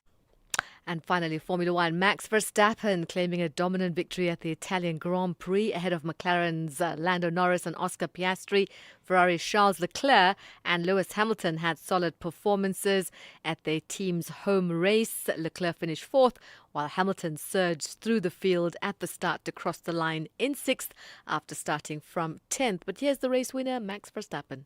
I mean, honestly, better than expected. Once I got back into the lead, just focusing on my own pace. Of course, I was not sure how long that was going to be the case, but yeah, the car was holding on quite well. Just I would say the last 6 to 8 laps, maybe on the mediums, were a bit harder. But then I think we did the right strategy. You know, medium, hard tires, and the car just felt a lot more together compared to some previous races, or basically the whole year. So that then allows me to push a bit more. We'll be back with more sport, one lap at a time. I'm Zai Khan. The Business Update on SAFM. Good morning to you once again in Dowling. Let's start with news to do with oil. OPEC Plus increasing production. That's good news for us, is it not? It is good news for us because that means more oil will be in the market, keeping, those prices, or rather a cap on oil prices. The OPEC Plus has decided to increase oil production by 137,000 barrels per day from October. This decision, reached during an online meeting yesterday, signifies an effort by OPEC Plus to reclaim market share, albeit at a slower pace than previously observed, by initiating the unwinding of a second tranche of cuts amounting to about 1.65 million barrels per day, more than a year ahead of schedule. Now, according to George Leon, an analyst at Rystad and former OPEC official, the barrels may be small, but the message is big, indicating that the increase is more about signaling OPEC Plus's prioritization of market share over price defense. Now, this move is underscored by the group's recent actions, including the surprise fast tracking of a previous tranche of 2.5 million barrels per day since April, equivalent to about 2.4% of global demand. Now, more oil output expected in markets, but this will be at a slower pace, further easing concerns of a supply glut. And we saw oil prices ticking higher off of the back of that, up 1% at just over $65 per barrel this morning. Why is African Rainbow Minerals suspending operations at one of its mines? Yeah, Thulas, it seems like there's a lot of operational issues, and it seems like there's also some cash flow issues on that front. The group, the miner, backed by Patrice Motsepe, suspending operations at its Bokoni Platinum mine due, of course, to financial pressures, specifically citing a delay in ramping up mining operations and a change in mining method. Now, this move saw it book a 2.2 million rand impairment, which also weighed on its bottom line, which declined by 47% over the annual period. Now, the company's financial performance was also impacted by lower thermal coal and iron ore prices, as well as a stronger rand against the US dollar. says its immediate priority is to conserve cash while ramping up production on a phased basis from the installed capacity of 60,000 metric tons of ore per month using existing infrastructure. The company has deferred plans to expand output at the Bokoni mine due to low metal prices, which have been affected by an uncertain global economic outlook. So how are we looking on the markets at this hour, Dowling? Kicking things off in Asia, now stocks are in the green with the Japanese Nikkei up close to 1.5%, and this despite the nation's Prime Minister Ishiba's decision to resign. While markets are shrugging that off, the Japanese yen taking some strain, trending weaker this morning. Then moving over to Wall Street, futures are in the green, cheering heightened bets of a rate cut by the Fed, while awaiting inflation data that's out later this week. Then coming back home, markets were in positive territory on Friday, with the all share gaining over 1%, boosted by the Resources 10 complex. Now, that optimism not really filtering through to the rand, with the local unit steady at 17.61 to the dollar this hour. All right, Dowling, thank you for that. One more update from Dowling will be coming up just after 8:30, in which update she will, of course, give you a sense of the kind of trading day you can expect in the markets on this Monday. Greetings to everyone. My name is Kinelo Matibela, best known as Maestro. I am an SABC Sport football analyst. I've never been to a picnic before. Oh my goodness. People sometimes struggle to pronounce my name, so everyone is just saying Maestro, so it has stuck with me. A good joke I heard when somebody said to someone, "You look so dark, you literally look like under the bed." My favorite dress code, I don't like being formal. Oh, I'm not a fan of meat. My favorite meal is definitely putu and milk. My current favorite song, A Million little miracles. Can even count them all. To South Africa and the continent, tune into SABC Sport. Catch the incredible football analysis on Match Days with Ginelwe Maestro Matibela. Proudly brought to you by SABC Sport. Call Thulasizwe now. 086 000 2032. All right, let me go straight to the calls and I'll come back to the voice notes in a moment. Let me start with Kirk out in Cape Town. Good morning to you, Kirk. Good morning to Thulasizwe. Another day, another disgruntled ANC politician starting his own party. It feels like Groundhog Day in South Africa. Have we not seen this picture before? Floyd has not been ANC in a very long time, at least a decade though. But still, his roots are there. Mm-hmm. And via the VBS scandal, via the invasion of Parliament, the kicking out of Parliament, his checkered past, his association with the other disgruntled members of his former parties, I don't see much hope for Mr. Shivambu All right. going forward. So when he says he consulted and South Africans have answered in the affirmative that there is need for the kind of party he's starting, you don't necessarily share. That was an absolute joke. He left the EFF only waiting for the announcement of the political party. Right. The consultation was just an excuse to get the voice of the people. There's 20, 30 odd, 100 odd political parties in South Africa. All right. The political landscape does not need another one. Gotcha. Especially from a failed former member of several parties. All right. Kirk, thank you for that. That's Kirk out in Cape Town. Majoro in Ladybrand. Good morning. Morning, Thulas. How are you? Very well. How are you? I'm good. Thulas, it's clear that the number 30 is a very stubborn number when it comes to the unemployment rate. Yeah. It does not want to drop below 30 for some time now. Recently, I've listened to one of the presentation made by, it was a group of these wealthy boys. I'm not sure which seminar they were. The CEO of Alibaba. Yes. He made a very profound proposal that we should reduce working days to either 3 or 4 or reduce it to 20 hours. Instead of having 40 hours per person, have 20 hours working hours per person. It means for a particular post, you then have 2 people working. The similar systems currently working at ShopRite, if you're not aware. At ShopRite, they tell us that as a ShopRite will tell that they have hired 117,000 of tellers. It's because they have reduced working hours. Instead of them in one working 40 hours per week, they work 20 hours a week. So there's no doubt in your mind, sorry Majoro, there's no doubt in your mind that this situation now calls for out-of-the-box thinking, such as what you are suggesting. Of course. And by doing that, even you can do it everywhere. Remember, even the police goes off for 4 days, 3 days. It means you can also apply it anywhere. That instead of having 40 hours per week, reduce it to 20 hours. Then you will multiply the numbers of people that are employed. Remember, if you have more people working, now increase a demand. Then the demand of clothes, demand of food, demand of everything.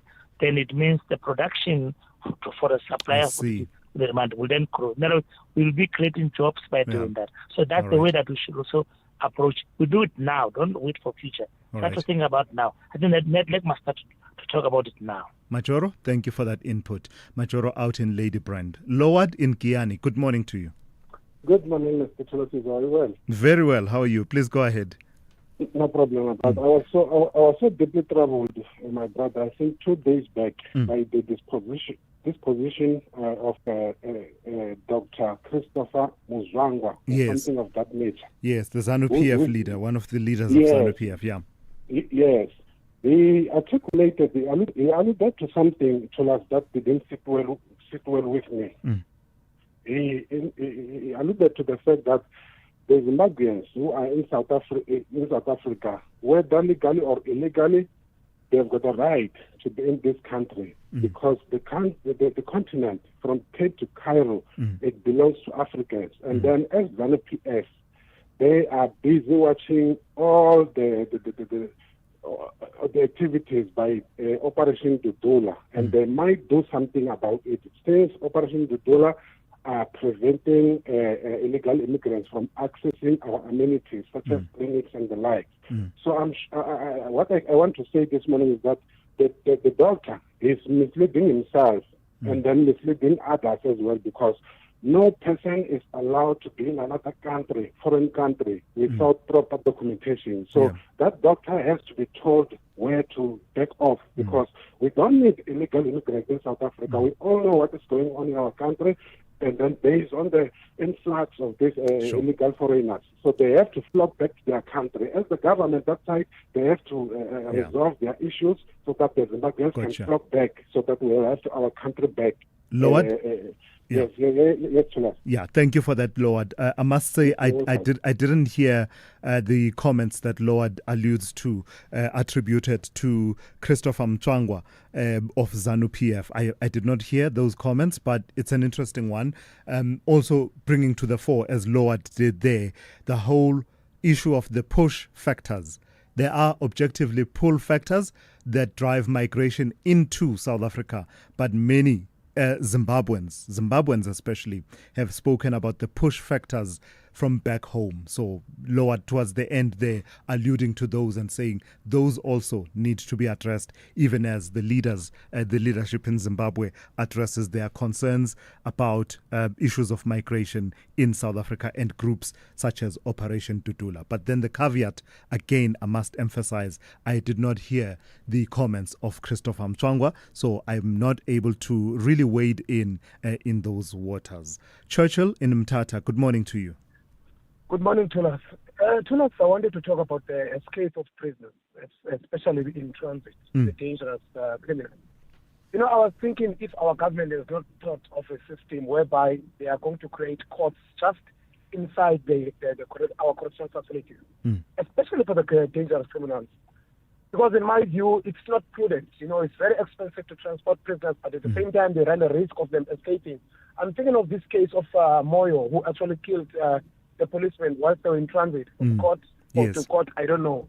But I think that system would work, especially for dangerous criminals. You know, Churchill, you remind me, there's actually a court inside Khosimamburu prison. I once attended a case. I think it was the murder case of the Northwest businessman Wandile Bozwan. I think the initial part of it was held inside that. That was the first time I went in there, and I was just fascinated by it all. So you believe that in some instances, if not all instances, high security prisons should have court facilities and premises such that only those who are needed for the dispensation of justice then come in and do what they have to do without needing to to have the inmates in transit. Absolutely, Tulas. Because in my view, when I weigh in, look at the amount of money that are being spent by the department in transporting these prisoners, and then also run the risk of escaping, especially for the most hardcore ones, the criminal. I mean, the most dangerous prisoners. You understand? Sure. So I think that would work, but they just make sure that they make it conducive, just like any other court. But inside that facility. Yeah. All right. Thank you for that, Churchill. What an interesting take on that particular situation as far as the risks posed by taking inmates from one point to another for them to attend court. Of course, you'll also know about the inconvenience of it all.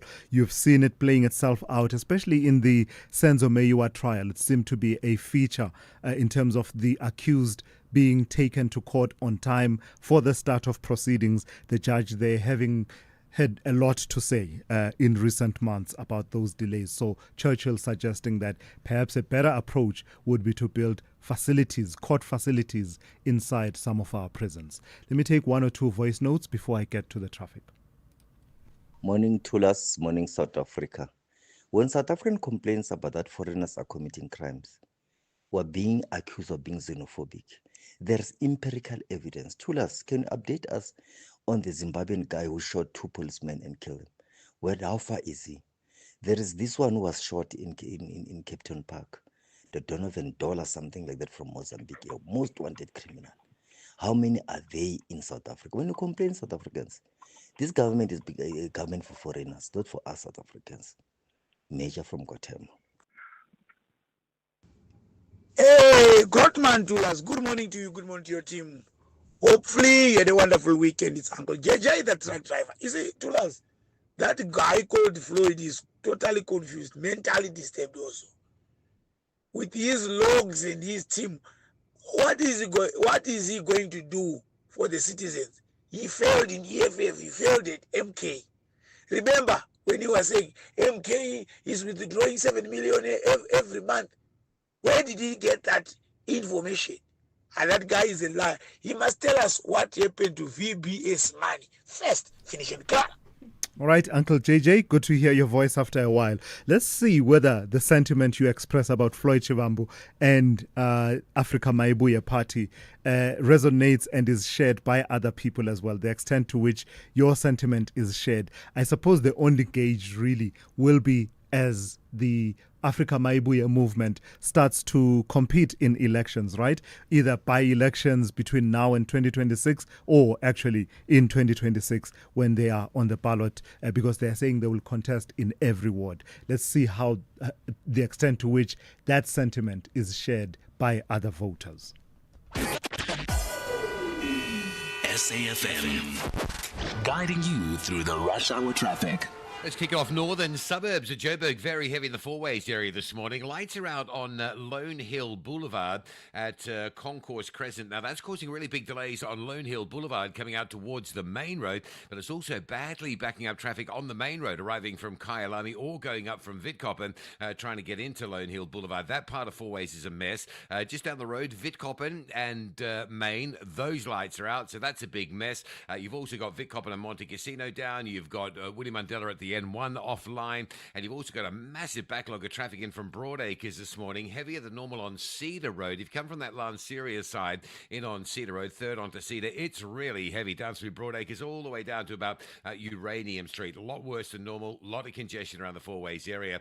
Also crash coming in on your way to Randburg out of Rampark Ridge on Easterhood at Rabi. That's another high volume routing this morning, and that's under some pressure. The N3 from Elands Interchange all the way to Modderfontaine's heavy, a lot of pressure through the Crown onto the Mike 1 up towards Parktown, and a crash at Deepcliff on the M1 North Deepcliff Interchange area. That's a queue coming up from the N12 Potch Highway, very slow there. Durban today, the M2 North from the M7 through Westwood Mall remains heavy. The M4 both ways around Virginia Airport jam-packed, particularly northbound. If you're on your way up to Umhlanga, that's heavy today. And there's a breakdown at Cliffdale. The first of today's breakdowns just started to cause a backlog from Key Ridge as you make your way slowly onto Cliffdale and direction Pietermaritzburg. Cape Town, Baden-Powell's all snarled up between the N2 Highway and Jeff K. Massamola. That in turn is causing a backlog on the N2 outbound with queuing traffic approaching that off-ramp to Baden-Powell. Marine Drive is heavy traffic all the way through from Tableview to Lagoon Beach, and a breakdown on the N7 coming out of Tableview that side before Bosmansdam Road. Traffic pushing back towards the Dunoon area. Rob Byrne, SAFM Traffic. Bafana Bafana will host Nigeria in a FIFA 2026 World Cup qualifier at the Toyota Stadium on Tuesday, 9 September at 6 p.m. Tickets are now available nationwide and online from 70 Rand for adults and 40 Rand for children at all Ticket Pro outlets, including Spar, Postnet, and all petrol stations. Get your tickets early to avoid disappointment. Come in Bafana Bafana supporter gear, ready to sing for a win. Gates will open at 3 p.m. If you are not in Bloemfontein, catch the game on SABC2. For more information, visit safa.net and at Bafana Bafana on all social media channels. So you thought you were building a business? In this economy? Good luck. But day by day, somehow it grew. You became payroll, procurement, PR, and pressure valve. You kept going when the freezer didn't freeze, the bucket didn't budge, and the bank balance barely blinked. What's that saying again? What doesn't kill your business makes it stronger? Or at least it should be that. So you thought you were building a business. You weren't. It was building you. Because this isn't just what you do anymore. It's who you are. And you don't trust just anybody to protect it. Chat to your broker about Old Mutual Insure Business Insurance. Protect what built you. Old Mutual Insure Limited is a licensed FSP and non-life insurer. The only talk radio morning breakfast show that makes sense. The Morning Brief with Thulasizwe Simelane. 5 minutes to 8. Count me out, Andizi, I'm not coming. That seems to be the word from the US President Donald Trump, confirming that he will not be attending the G20 Leaders Summit to be held in South Africa in November. Instead, Vice President J.D. Vance will represent that country. It is a move that is being scrutinized for its meaning for the US-South Africa relationship, as well as the G20 presidency handover process, because the US, as you'll know, is next in line to lead the international forum after South Africa. The official word, though, from Pretoria, through Minister of International Relations and Cooperation Ronald Lamola, is to welcome the participation of the US delegation, despite clear diplomatic tensions between the two administrations. Let's speak to Simelane Zondi, who is a professor of politics and international relations at the University of Johannesburg. Good morning to you, Prof, and thank you for your time. How do you read this?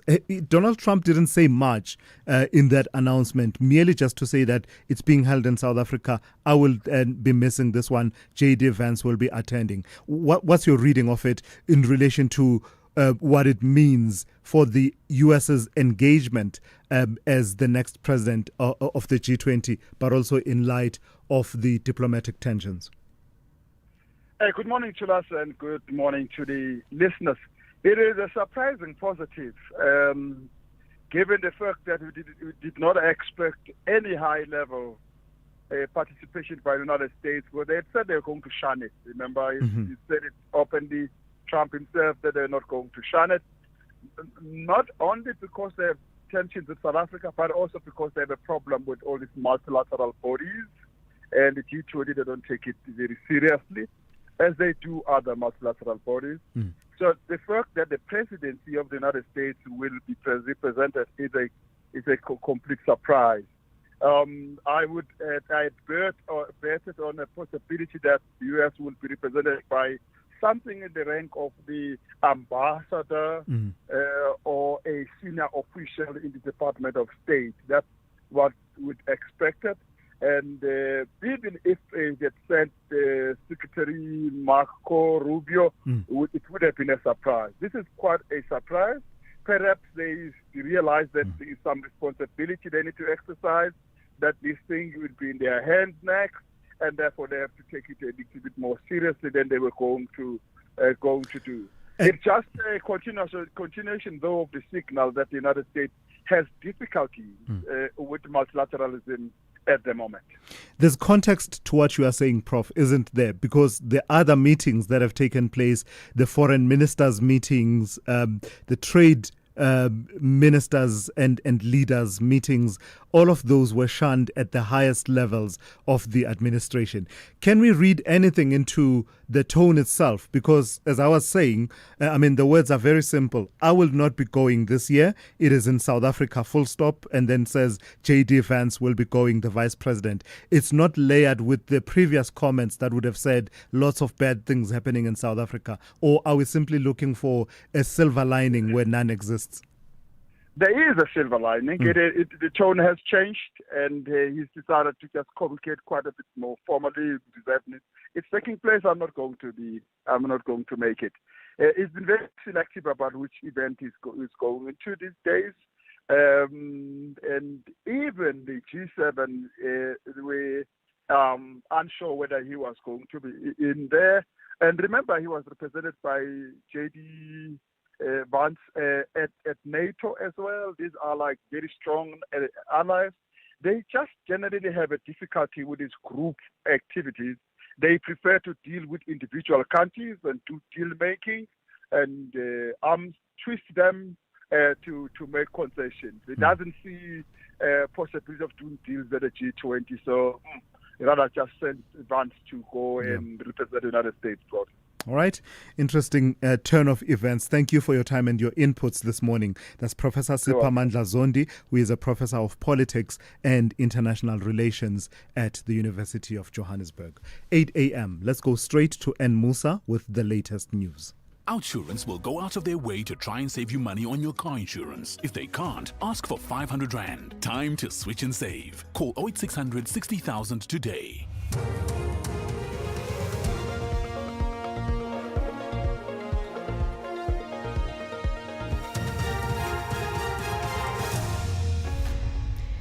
In our top stories, Lesotho condemns the attack on traffic wardens in Ekurhuleni and 2 Eastern Cape brothers arrested for siblings' murder. Good morning. Gauteng Premier Panyaza Lesufi has strongly condemned the attack on 5 traffic wardens in Ekurhuleni. The wardens came under fire at the Davidton railway station yesterday when they attempted to search 12 people during a routine patrol.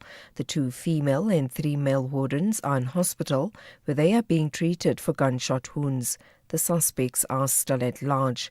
Elris Mashaba reports.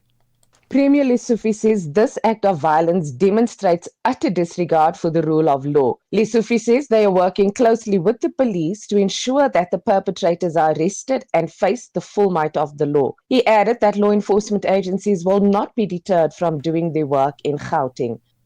Police have arrested 2 siblings in connection with the murder of their brother in Mkanduli in the Eastern Cape. The brothers allegedly assaulted and murdered their elder brother when they found him raping their 15-year-old niece on Saturday night. Police discovered the body of the deceased yesterday morning. The suspects are expected to make their first court appearance today. Police spokesperson Weli Limtyolo. The 2 brothers accused their elder brother, aged 39 years, of raping their 15-year-old niece when they all arrived home from a local tavern. They then tied his hands with a rope and kept him in a locked Rondaville house for Saturday night, and the elder brother was found dead on Sunday morning at about 8 o'clock. Nkanduli police arrested the 2 brothers and charged them for murder. The family of the late former Zambian President Edgar Lungu will be back in the High Court in Pretoria this morning. The bereaved family will appeal the court's judgment that Lungu's body be repatriated to his home country. Last month, the court found that the Zambian government was entitled to repatriate his body for a state funeral and burial. Sibahle Mota reports. The appeal on the matter follows hot on the heels of yet another setback for the family. This as the Constitutional Court refused the Lungu family direct appeal in the Apex Court. The family has been left with no choice but to return to the Pretoria High Court or continue engagements with the Zambian government in the matter. A joint statement was released on Monday confirming that formal discussions over Lungu's final resting place had commenced. A huge demonstration has been taking place in the Brazilian city of Sao Paulo to denounce the Supreme Court trial of the former President Jair Bolsonaro. He's accused of plotting a failed military coup against President Luiz Inácio Lula da Silva after losing his bid for re-election nearly 3 years ago. Bolsonaro has denied the charges. The court is widely expected to convict him in the next few days. His wife, Michelle, addressed the crowd in Sao Paulo. I wanted to say a lot here today, but I just can't. Please forgive me, because the one who should be here is my husband, who's now gagged at home, wearing an ankle monitor without having been judged, and he's under house arrest. Back home, and finally, spectators and stargazers across Cape Town are excited about last night's total lunar eclipse. They gathered in large numbers to watch what is called the blood moon. The total lunar eclipse happens twice a year when the Earth moves between the sun and the moon. The South African Astronomical Observatory in the mother city hosted a public viewing opportunity for these visitors. At first, when we popped outside, we could see when it was starting to turn this red-orangish color. And then as we came in, we were given the opportunity to look through the telescopes, and it felt as if the moon was right in front of us, which was absolutely amazing. I absolutely love science and astronomy and things like that. So coming here and watching this with people who know so much about it was quite an experience. So as we were coming, we saw it coming on. It was kind of like this orangey color, and then when we landed, when we got here, we were able to see it really kind of get smaller and smaller. Recapping the top story, Gauteng Premier Panyaza Lesufi has strongly condemned the attack on 5 traffic wardens in Ekurhuleni. For SAFM News, I am Anne Musa. You are the poster child, the biggest saver we've ever had. I decided that I would contact Outsurance and let them work out what they could do for me. Yeah. And lo and behold, big saving. 2,794 Rand a month. That's over 33,000 Rand a year. And it was the easiest switch ever. Real people helping real people get real deals. Go to outsurance.co.za now for a 10-minute quote that could save you thousands. Licensed insurer and FSP, T's, C's and information online. Outsurance will go out of their way to try and save you money on your car insurance. If they can't, ask for 500 Rand. Visit outsurance.co.za today. You always get something out. It's a very good morning to you. In your SFM sports headlines, soccer, Bafana Bafana are boosted ahead of the Nigeria clash as Victor Osimhen is ruled out. And in rugby, the Springbok women humbled by France, but they are going to be focusing on the quarterfinals. We'll have details just before 8:30. SAFM, guiding you through the rush hour traffic. Good morning. Here's the heady areas. Joburg's Four-Ways region really badly backed up. A lot of traffic lights out this morning. Main Road, Witkoppens heavy. Lone Hill Boulevard Main, that's heavy. Cedar Road in from Danefern towards Uranium's really bad. No traffic lights on William Mandela at the N1 bridge. So that part of Four-Ways just really heaving along slowly. Crash coming out of Rampark Ridge on Easterhout and Rabi. Collision on the N1 north at Diepkloof, causing delays from Eldo's running up the N1 onto the N12. And the N12 out of Benoni through Boksburg. Crash by Rondebolt Road. Really heavy backlogs there today, leaving that Benoni area. Durban, the M4 Southern Freeway into the city centre, very slow. The Ruthfirst Highway, other side of Durban, between Blue Lagoon and the Mhlanga, that's quite heavy as well. Cape Town, a crash on the N1 into town at Okavango Road, very slow coming in from the Kraaifontein area. Marine Drive's full of traffic between Sunningdale and Lagoon Beach as you make your way down through Milnerton, and a crash on the N2 inbound at Hospital Bend, pushing delays back through towards Langa. With your traffic update, I'm Rob Byrne.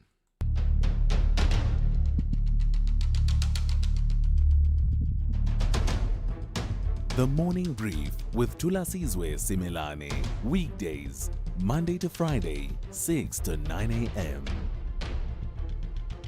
The Morning Brief with Thulasizwe Simelane. Weekdays, Monday to Friday, 6 to 9 a.m. 8 minutes after 8 on this Monday, we are into the third hour of the morning brief here on SAFM 104 to 107. I do want to reflect on one or two of the slow down to Thulasizwe. I do want to reflect on one or two of the messages that have been coming through in the last while. So earlier on, we spoke to Dr. Paddy Lehotla, and he was reflecting on the fundamental problems besetting our economy and inability at a policy level and perhaps at a structural level to intervene such that we create jobs in this economy in light of the latest quarterly labor force survey coming through that showed an increase, yet another increase in the unemployment rate. So he was reflecting, and in that reflection, he talked about, parallels and lessons to be learned from what apartheid South Africa did in relation to the problem of the poor white Afrikaner, in his words, talking about the creation of the likes of your Sanlam and CSIR, I think was the other example that he cited, and talking about, in Dr. Paddy Lehotla's words, we have not created anything. We've sought to be included in what has already been created. I'm giving context and background before I read this message from Mthunzi for everyone to be on board with what we are talking about, in case you missed that conversation. So Mthunzi says then, if a white person had to speak like Dr. Paddy Lehotla, he or she would be hounded out, called racist, and all sorts of other things. But isn't Dr. Lehotla speaking a lot of truth? There was a judge who said in cases that she presides over, she sees African fathers raping their own daughters instead of self-reflecting and calling out wrongs in our midst. We hounded her until she resigned, just because she was white. We have to stop trying to find holy cows among us. We really have to have a deep, serious talk with ourselves. Something has gone horribly wrong. We were never like this, says Mthunzi. So just thought I should read that reflection in its totality, despite one or two reservations, as you will know, that I might have about generalizations. For instance, the phenomenon of rape happening, that it actually happens across the board. But I don't want to detract from the point that Mthunzi is making. I'm putting it out there in light of what Dr. Padile Hutla had said earlier on, and hoping that perhaps you will also engage with that point that Mthunzi is making. Then someone else says, this Mayuya movement is really the last kicks of a dying horse. This is pure survival and politics of the stomach for Floyd. He has made terrible political decisions recently, and this is from Nonzaba out in Cape Town. In fact, talking about the Africa Mayuya movement, someone else here says the operative word is eventual, not total emancipation now. These people are just talking for their status, ego, and stomach to be elected into power. They will bring no difference. They failed during their time in their previous political parties. And on it goes in terms of the reaction to the conversations we've been having this morning. Keep it going and keep it, diverse, really. Raise any other issues that may be exercising your mind. You can do that by calling me on 086 000 2032 or sending me a WhatsApp voice note on 061 410 4107. With that said, then, let's get into the third hour of the morning brief. If you think you cannot afford a lawyer, think again. Clientele Legal has made professional legal services affordable for you. Whether it's a civil, criminal, or labor-related matter, we have a nationwide panel of attorneys standing by to assist you. SMS SAFM to 32195. That's SAFM to 32195 and we'll call you back. Clientele General is a licensed non-life insurer and an authorized FSP. Standard rates and terms and conditions apply. Lina Lakake Tlompokekana, I'm from Mamelodi Sundowns captain. I'm a sports analyst la go SABC Sport. When I'm home, I try by all means to practice cooking. My favorite home cooked meal, I'll go for pap and masonja because I can prepare that with easy. What do I normally get up to when I get a moment to myself? I would easily, play my guitar. I try to practice a lot of Tracy Chapman. My favorite foreign language is French. Bonjour, comment ça va? So if I didn't play beautiful football, I think I was gonna be a baseball player. What do I like about SABC Sport is the fact that we given an opportunity to educate. Catch the exciting Diski analysis by Sompo Long Range Kakana on match days live on Latuma. Proudly brought to you by SABC Sport.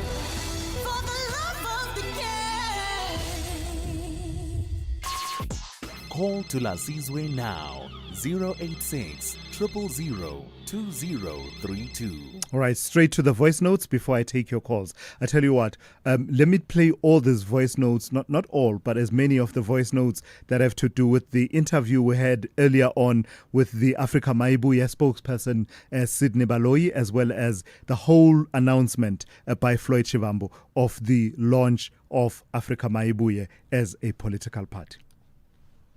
Thulas, Kinal Siva Ronaldo, Awa, this Sydney Mayuya, he doesn't even know what to talk about. He doesn't know what he represents. He doesn't know what his party represents.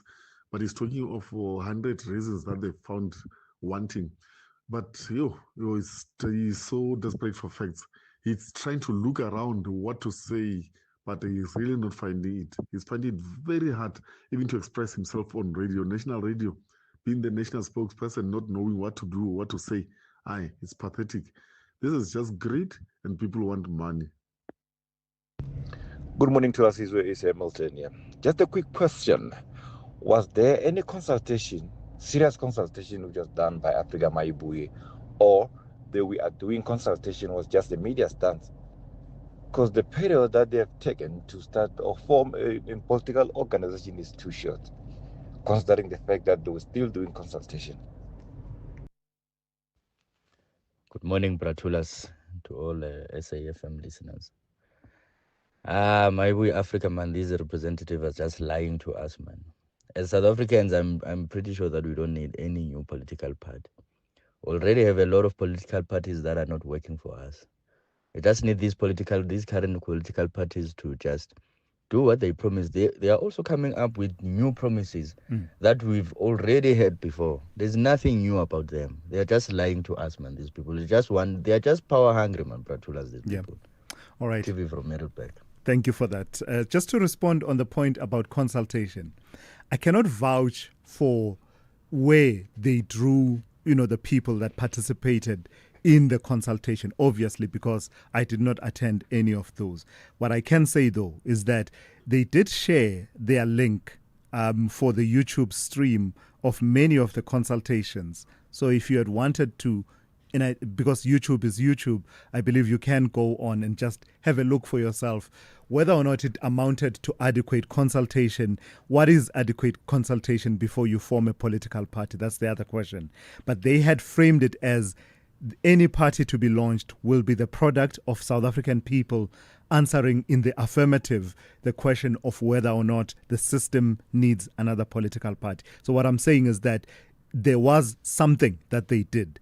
And it's up to you then to make up your own mind whether it qualifies as adequate consultation for the purposes that they sought to serve with that consultation. All right, let me go to the calls. Let me start with Warren in Stutterheim. Good morning to you, Warren. Good morning, Sizwe, and all your listeners. I'm bringing up the subject of chemical castration. There was a gentleman earlier on who was talking about rape. Okay? Yeah. Rape of minors doesn't matter. That chemical castration has been proved. It will lower the testosterone level of men.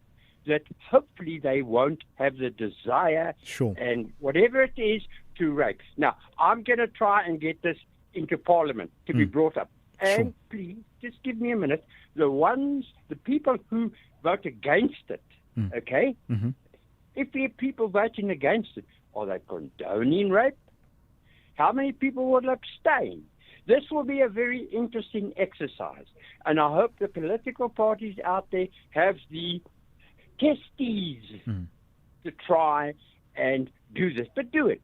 And let's hear from the people of this country, because I can guarantee you, if the women have a say, they will get it going. Really, I'm not a young person. Yes. But I've seen what's happened. I'm 82. So, hey, man, these people need to be removed from society. Don't kill them. Don't kill them. Right? Chemical castration doesn't kill. All right. Warren, thank you. Yeah. Yes, have a good day. You Yes, too. bye. Thank you for that, Warren. Let's see how much progress Warren makes. He says he's going to bring the issue of chemical castration to Parliament and force it onto the agenda. I've seen it, being someone who, not addicted or anything like that, but who occasionally watches true crime. I've seen instances where someone will have said to the authorities, please administer some chemical that will, help me control myself, control my sexual urges. That's what he means by chemical castration. I wonder, though, the extent to which he'll be successful with that campaign in South Africa, with a constitution that foregrounds dignity, also foregrounds issues of being free from violence from all sorts of quarters, private and public. But it would be an interesting one to watch as Warren tries to bring that issue to Parliament. Pat in Alberton, good morning. Good morning, Thulasizwe and your listeners. Thulasizwe, I've been following the book reading program by Sam Mutsonyani. You see, I think the context of my comment has to do with what Mr. Padil Hota have said, especially regarding the inroads made by Indian businesses in our country. You see, pre-democracy, black business were respected in all sectors. Even Indians understood and respected our business. By the strength of our business, I know it was a numbers, actually. We had all the numbers, and then, the protection which was offered by the apartheid government, And I think that was our strength, you see. So successive government policies have actually took that out of the context, you see. And then false promises like the PEE, where only fewer people actually were lifted from the bottom to the top. And I don't want to tell lies. We might be proud of those PEE, but I can only tell you that all these PEEs have done, they've produced only busboys, faces to the white people. I don't care whoever. You know, you can't create a wealth by merely being given a stake in a company. Right. You will never.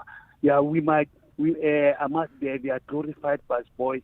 These gentlemen, whatever they achieved, the millions, the billionaires they've achieved, All right. I can tell you. But our Indian fellow citizens have made inroads.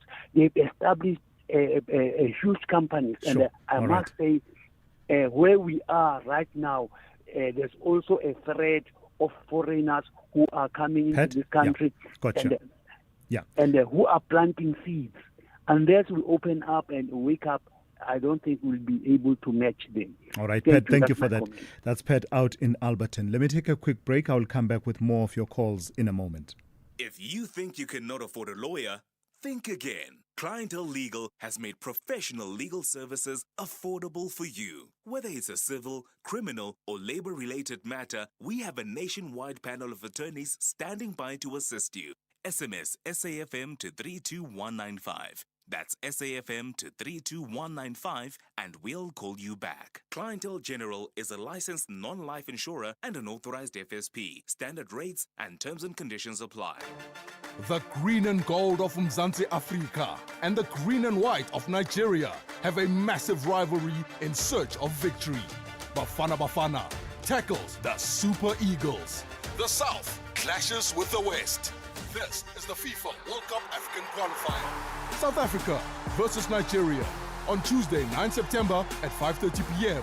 Live on SABC Plus and SABC2. Also available on SABC radio stations at 6 p.m. Proudly brought to you by SABC Sport.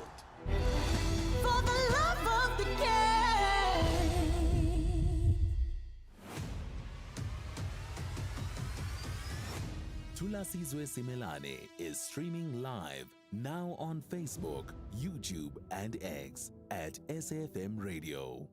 So today being the 8th of September, the country joins the world in commemorating International Literacy Day, a UNESCO initiative that highlights literacy as a fundamental human right, the foundation for lifelong learning, and an essential part of building sustainable societies. So this year the spotlight is once again on the state of reading in this country, a country where, according to the South African Book Development Council, only 14% of people read books for leisure, and a staggering 85% lack access to a nearby library. So joining us now is Tebogo Ditshego, who is CEO of Ditshego Media, also president of the South African Graduates Business Network, and a founder of Read a Book SA, Africa's largest online book club. He is, of course, an outspoken advocate for a reading revolution. So he joins us now to take that conversation forward. Good morning to you, Tebogo, and thank you for your time. You are an advocate for a reading revolution. I suppose let's start with the analysis of how far we are from that state of a reading revolution in South Africa, and what holds us from having a reading revolution. Well, good morning to Thulasizwe. I think it's very important for us to look at how we have digressed over the years. If you look at the literacy rates in South Africa, our performance compared to our international counterparts has been dwindling over the years. We currently have a situation where 81% of grade 4 pupils cannot read for meaning in any language. And this was a study which was commissioned by the Department of Basic Education, and it was conducted by the University of Pretoria. And I think it's critical for us to even look into, how does that affect our economy? You look at countries like Luxembourg, you look at Denmark, Estonia, you look at Hong Kong, they've got the highest literacy rates, they've got the highest rates of reading books for leisure.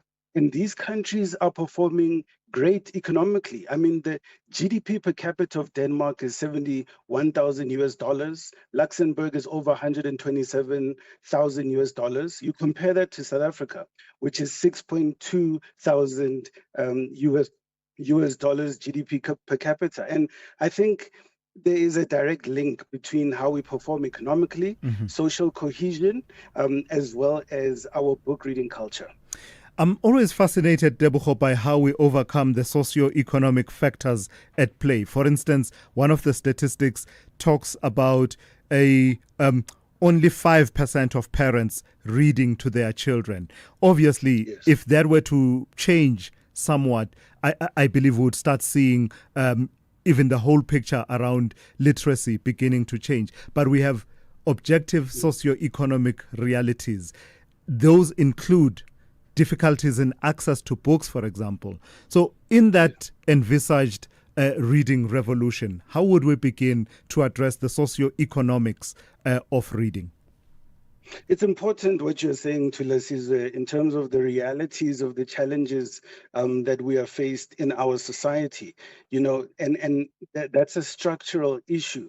And, it's a chicken and egg question around, do we start with the book reading culture or do we start with the structures that are in place? And I think we could look at that strategy and we would have to go to both, because we cannot wait for the structures to change for us to inculcate a book reading culture. So the first step I would think is that we need to encourage parents to start reading books to their kids. I mean, 95% of parents in South Africa are not reading books to their kids. You look at now the environment, which is dominated by the digital revolution, which brings a lot of opportunities, but also a lot of challenges in the attention economy.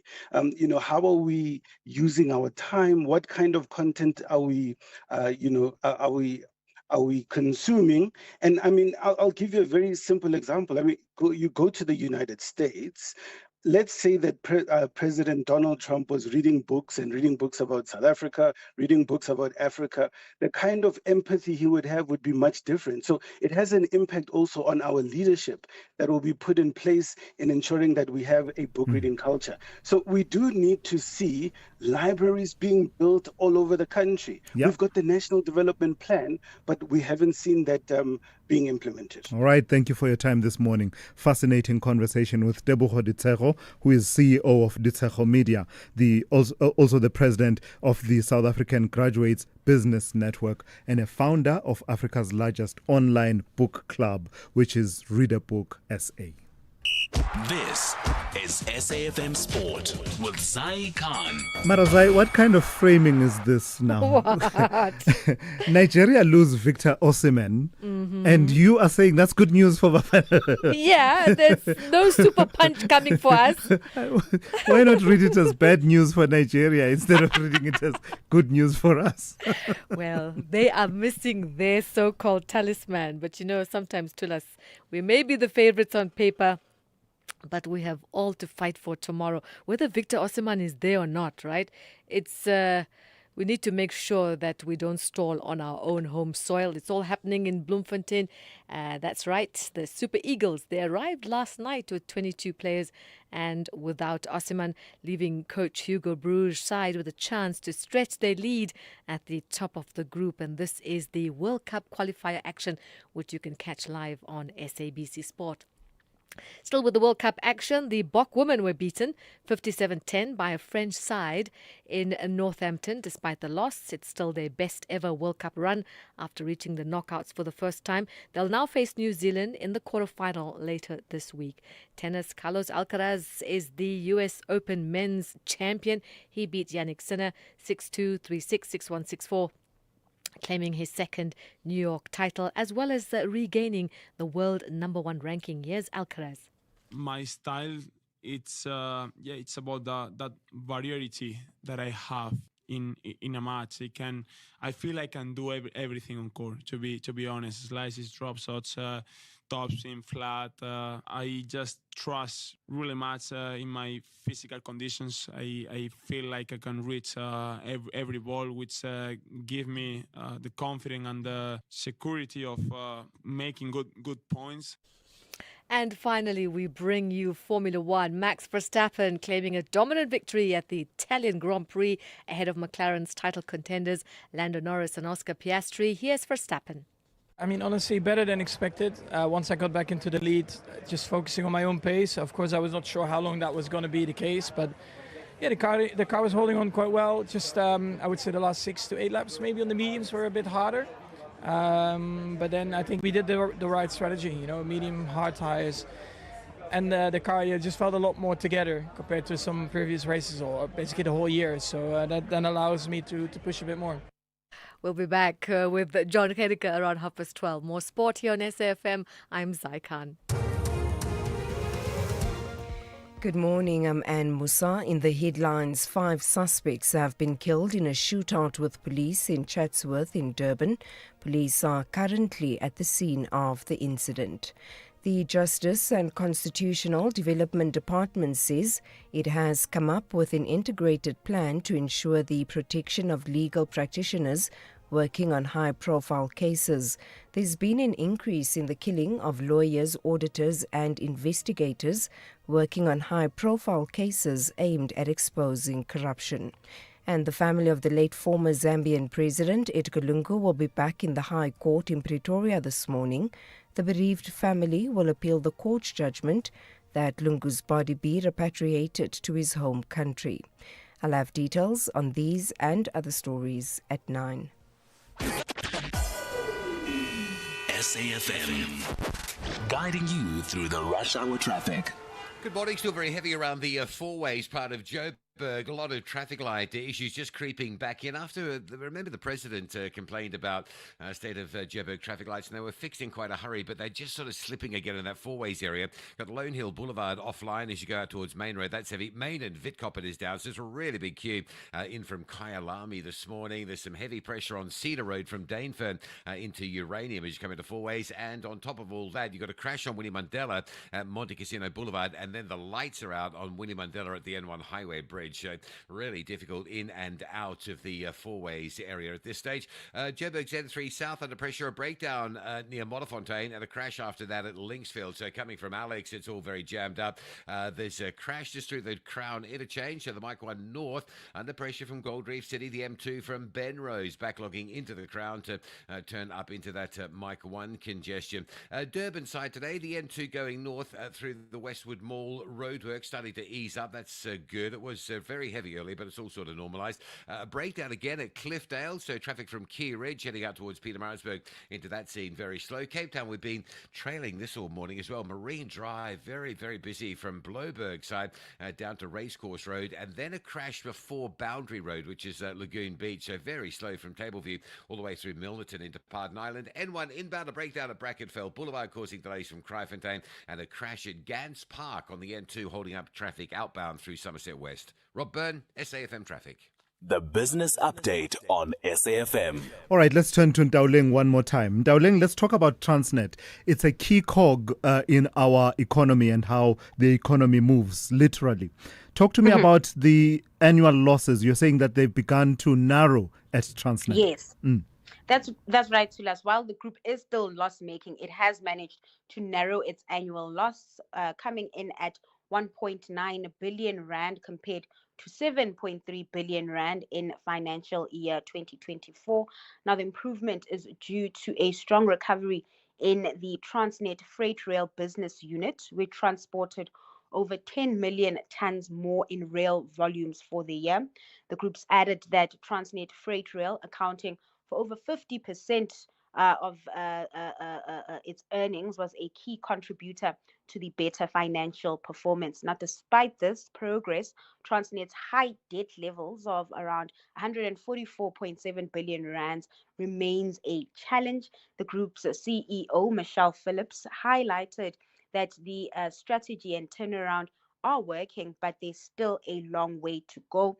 Transnet's financial performance has been impacted by its debt burden, leading to ratings downgrades from the likes of S&P Global as well as Moody's. But the companies, or rather the groups, received further state support in the form of government guarantees amounting to almost 95 billion rands in July. With this support, Transnet aims to further reduce debt, modernize its infrastructure, and attract private investment.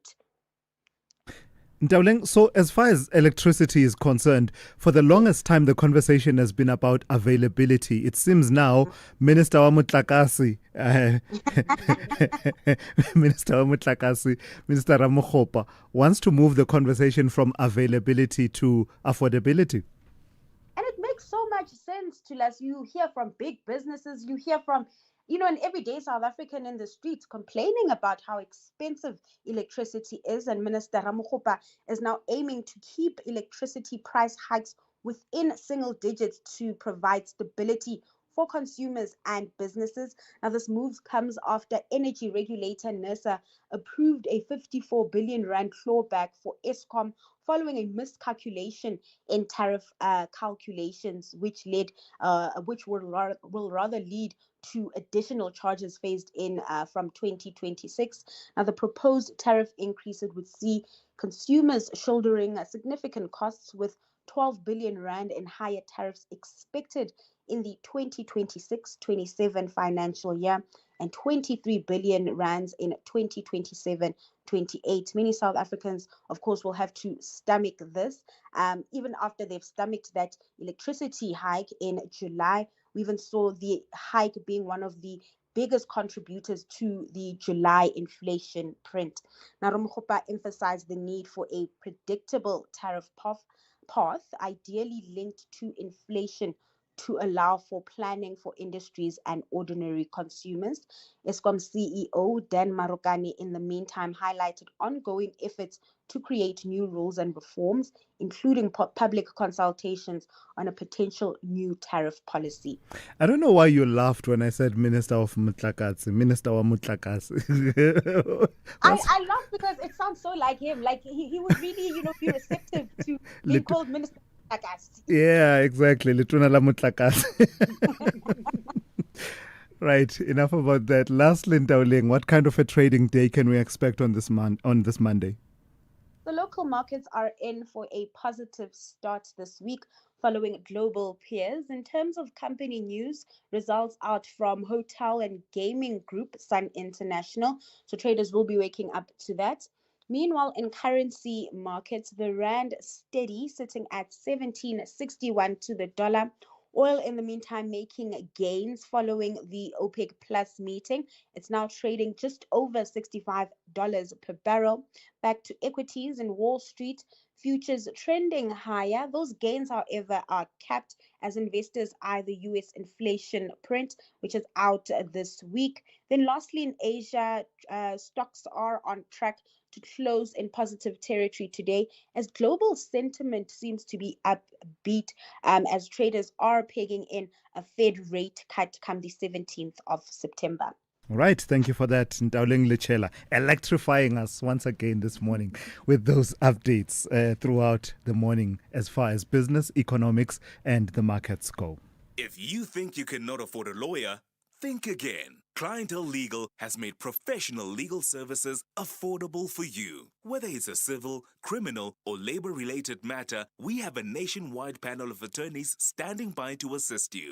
SMS SAFM to 32195. That's SAFM to 32195 and we'll call you back. Clientele General is a licensed non-life insurer and an authorized FSP. Standard rates and terms and conditions apply. Big stories of the day. #The Morning Brief.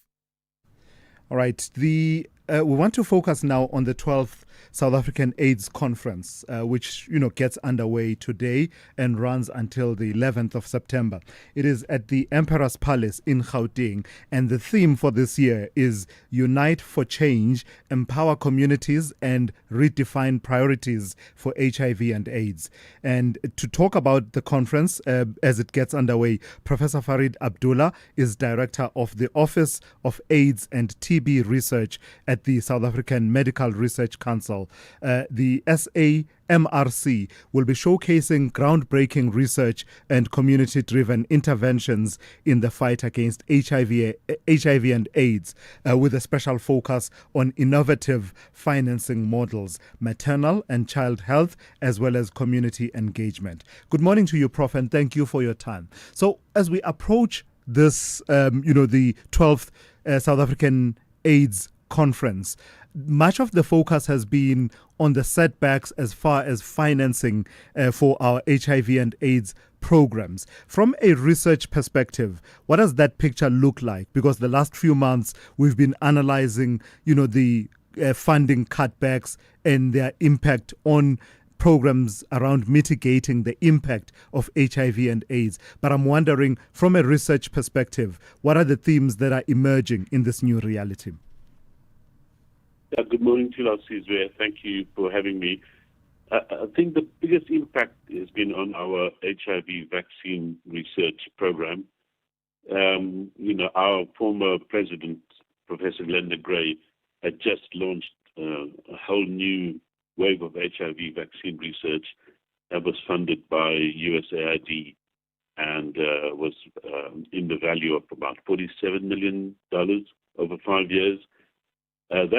That kind of research has just been destroyed, because we can't find replacement funding at that level.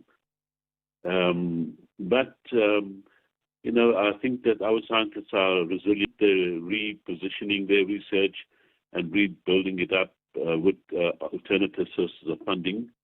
In specifically with regard to HIV research funding, we've had some success from the Treasury, and our president, Professor Ntusi, has worked with partners such as the Gates Foundation, Wellcome Trust, Alma Philanthropies, and they put together a package of about 800 million rand worth of replacement funding.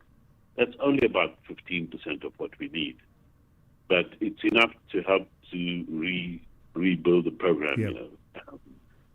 One other thing is that there's quite a lot of research now on prevention mechanisms, like this new 6-monthly injectable called lenacapavir. A lot of that research was done in this country, and there's so much more to be done, but it will have to be rebuilt so that it can be done over a longer period of time without U.S. funding. So lots going on, but overall we will have quite a big setback. So from what you describe, Prof, clearly you are not sitting on your hands and twiddling your thumbs in the wake of the decisions taken in Washington. A lot more thinking and innovation going into it. And the reason I frame it that way is that you will be presenting on innovative financing instruments. Talk to me about what are those options that fit in to plug that funding gap for research into HIV and AIDS in this country. So it's always been regarded as a risk, right, to be so dependent on U.S. funding. And one of the instruments that we have now tested over the last 2 years is something called a social impact bond, in which a private partner, in this case it's an investment bank, puts up funding for an HIV research or HIV program. And over time, if targets are achieved, then the MRC buys those outcomes, so to speak. And what it does is that it makes the use of funding extremely efficient, and it focuses us on performance, because a lot of the failures, the risk of failure is carried by the investor. And that just means that if someone is losing money, you can't be casual about the cost efficiency and the effectiveness of this research. So we'll be presenting the results of the first social impact bond, which we did on adolescent girls and young women, and that will be on Wednesday at 2 p.m. So this is the Imagine Social Impact Bonds. I wonder how much you can say without revealing the results that you're going to be presenting on Wednesday, but just how it worked and how it is a case study for sustainable health investment? Yeah, so happy to share as much as we can. It's not secret information. Sure.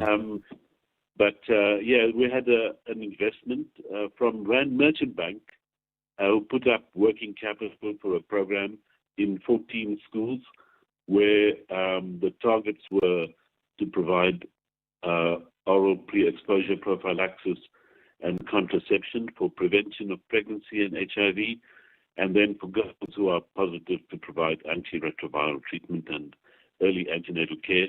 And the results have been extremely promising on the prevention side. So about 40% of sexually active girls have opted for pre-exposure prophylaxis. That's a very, very high rate. It's sort of rate we want to make a big dent in the new cases.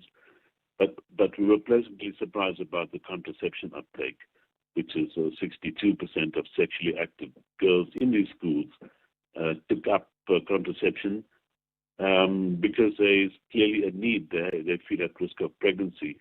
But these results could only be achieved with the partnership with the private sector and the fact that if we hadn't achieved successful and ambitious results, then Rand Merchant Bank would have lost some of their funding.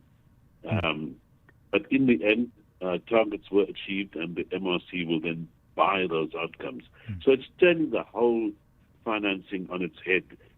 Instead of paying up front, which is what we normally do, and then wondering if there will be success or not. In this case, we only pay for success, and that's a completely different way of financing a program or research. Fascinating. Prof, the last question I have for you has to do with the tone and tone of engagement at the South African AIDS conference.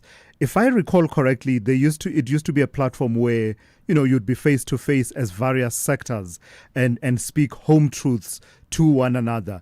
And if I'm not mistaken, that was the tradition, especially when there was contention on which direction we would go in our HIV and AIDS response. But I suppose with the successes that we started scoring over a decade and a half or thereabouts, perhaps the tone changed slightly. What's your expectation of what the tone will be like in view of the conversations that have been happening about whether or not enough is being done to plug the gap that has been left by the funding withdrawal to ensure that our HIV and AIDS programs don't collapse altogether? So that's a great question, right? Because actually there's still a difference of opinion on whether we can manage without the PEPFAR, the US funding or not. And there are some people, especially people in government, who are saying, no, actually, we'll manage without this funding. We've heard the Minister of Health saying that the core services are being funded. But there is a view amongst some researchers and also among civil society that, there's a lack of appreciation of how much the U.S. funding was doing because it was funding mainly NGOs. And there's a lack of appreciation of the work of NGOs. So I think there's going to be a key debate over the next 4 days. But, whether how badly we've been affected, but also what level of replacement funding is required, and also what the impact will be over time. There's a study that's been done, a modeling study that shows that there will be hundreds of thousands of new infections and thousands of additional deaths. But certainly a lot of people in the government are saying, well, the government will provide these services. Don't worry, they use treatment. So I think it will be a big tension, actually, a completely different form, where on the one hand we will be united to say that, we are appalled by the U.S. funding cuts, but at the same time there'll be a difference of opinion. And true to South African tradition, this will be debated openly, and hopefully we'll come to some kind of broad understanding of what the scale of the problem is and what we need to solve it. All right. I've got to thank you for your time this morning. Professor Farid Abdullah is a director at the South African Medical Research Council.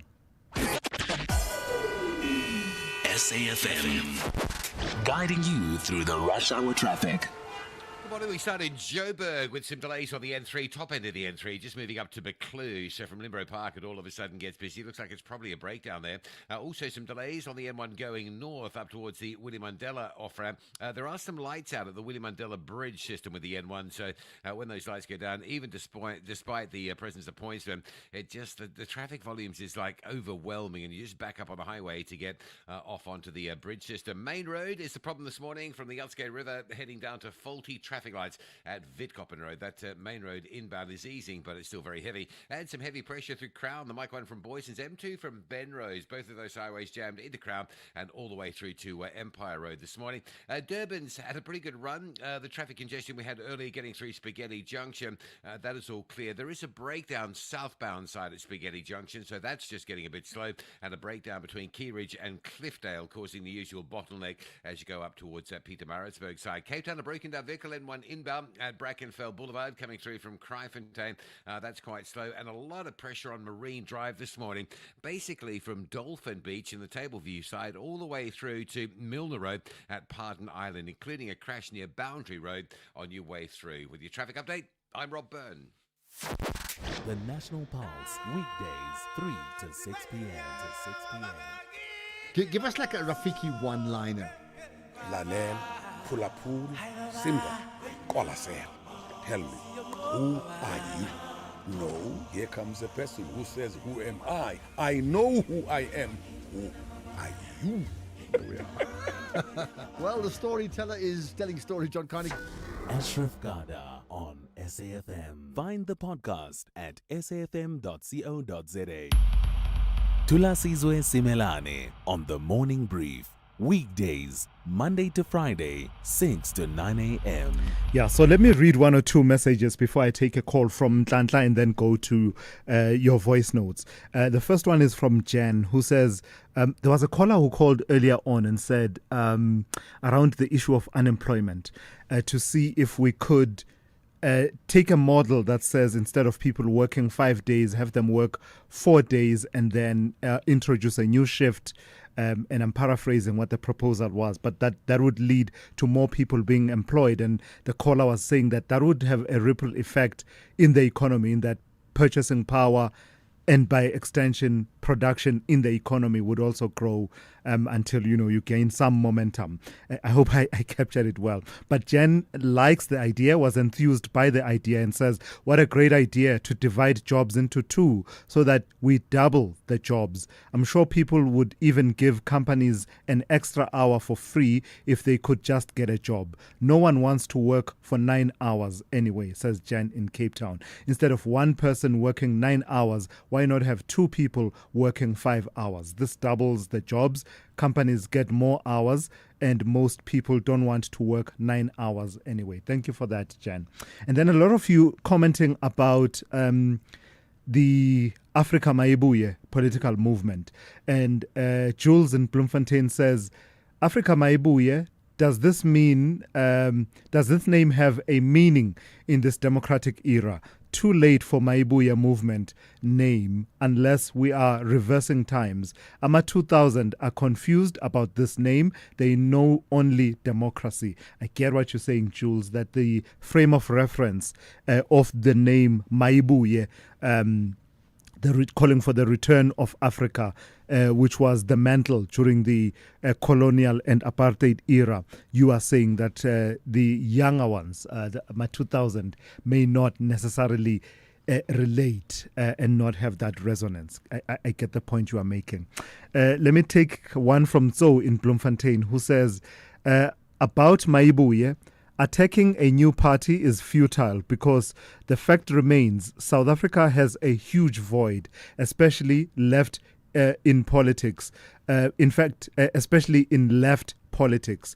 We might currently have many parties, but what difference do they make, says Zo in Bloemfontein. All right, let me go to a call from Ntlanhla out in KZN. Which Ntlanhla is this? Is Ntlanhla my brother? Good morning.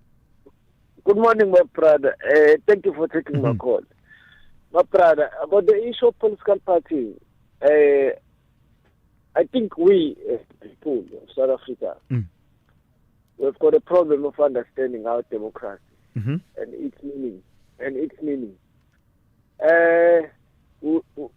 when it gets in when it was 1994, we were so excited about the title that we didn't understand, or the terms that we didn't understand, and we would claim that we have got democracy. Even with our education, we are being educated to the slaves of the system. My brother, all African political parties, they are not going to do anything for us. For example, Africans. The typical example of that, Ramaphosa is net worth is 75 billion. South Africans, they don't have, most of the poor Africans, they don't even have 100,000 in their bank account. And then how are we going to address the issue of inequalities amongst us as Africans? Yeah. You see, my brother, we are too excited about the things that we don't understand, and we don't want to learn and from the previous apartheid government. Gotcha. The white government didn't do anything for white people. It had only milked them their own money. For example, why they didn't give the white people the land? Why is that there are still white people who are renting houses and renting flats for them to be provided with shelter? Yeah. Why are we buying our constitutional rights? All right. Ntantla, thank you for that. That's Ntantla out in KZN, raising quite a number of issues, particularly to do with whether or not the realities of political leaders are matched by the realities of the people that they lead. And of course, making reference to past experiences as far as empowerment goes. Let me take one or two voice notes before we wrap it up. Good morning, Thulas and SAFM listeners. Thulas, with all these thousands and thousands of political parties we're going to have, Thulas, you're going to see now people moving around like ants, collecting for the winter season from this party to the new party, because the new they are, the merrier. People go there for position, not for the people that are voting for them. It's the same. Thank you, Lucy in Gauteng. Hi, Thulasizwe. This is Mapelo from Khayelitsha.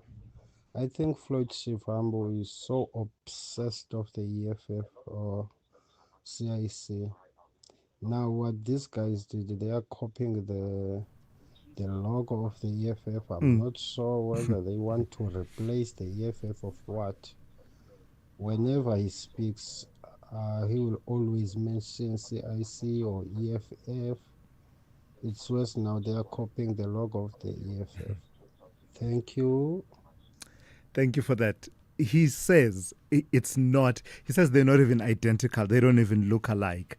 Whatever you say, the logos, according to Floyd Shivambu, are not the same. And he would know, he says, because he was integral in the design of the EFF logo. And looking at it, he doesn't see it as being identical. So that's that then.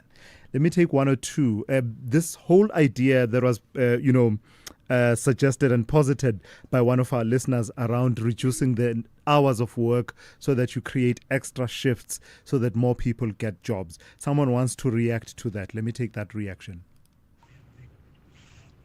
Thulas, Majoro, who called earlier speaking about reducing hours, he's talking about 20 hours instead of 40 hours. How does he think that employers then will address the issue of salaries? Currently, as is, people that are working 40 hours cannot afford to get a house, send their kids to private schools, and have cars. So how does he think that will be addressed if you reduce the hours? Yep. That was the obvious question, the elephant in the room all along. And I'm glad you have raised it, because that would be the immediate implication. How much do you pay people for those 20 hours? I suppose this assumes an entirely different paradigm, right?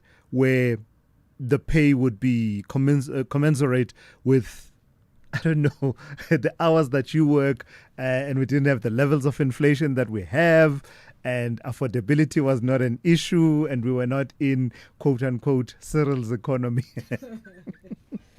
Lastly, let me take one on reading. A quick one to the guy that was commenting about book reading. One question to him. He's comparing us to all these, our international counterparts, Japan, Hong Kong, and all that. Here in South Africa, how do we begin reading when we are hungry? People don't seem to see what is happening in our country, or they just decide to neglect it. We're a hungry nation. Let's address the basic issues before moving towards to other issues. Thank you.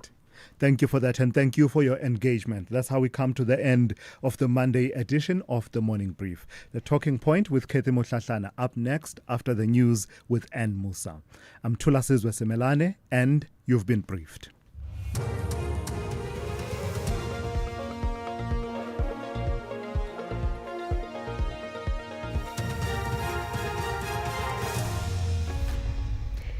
In our top stories, 5 suspects killed in a shootout with KZN police and Justice Department's efforts to protect legal practitioners. Good morning.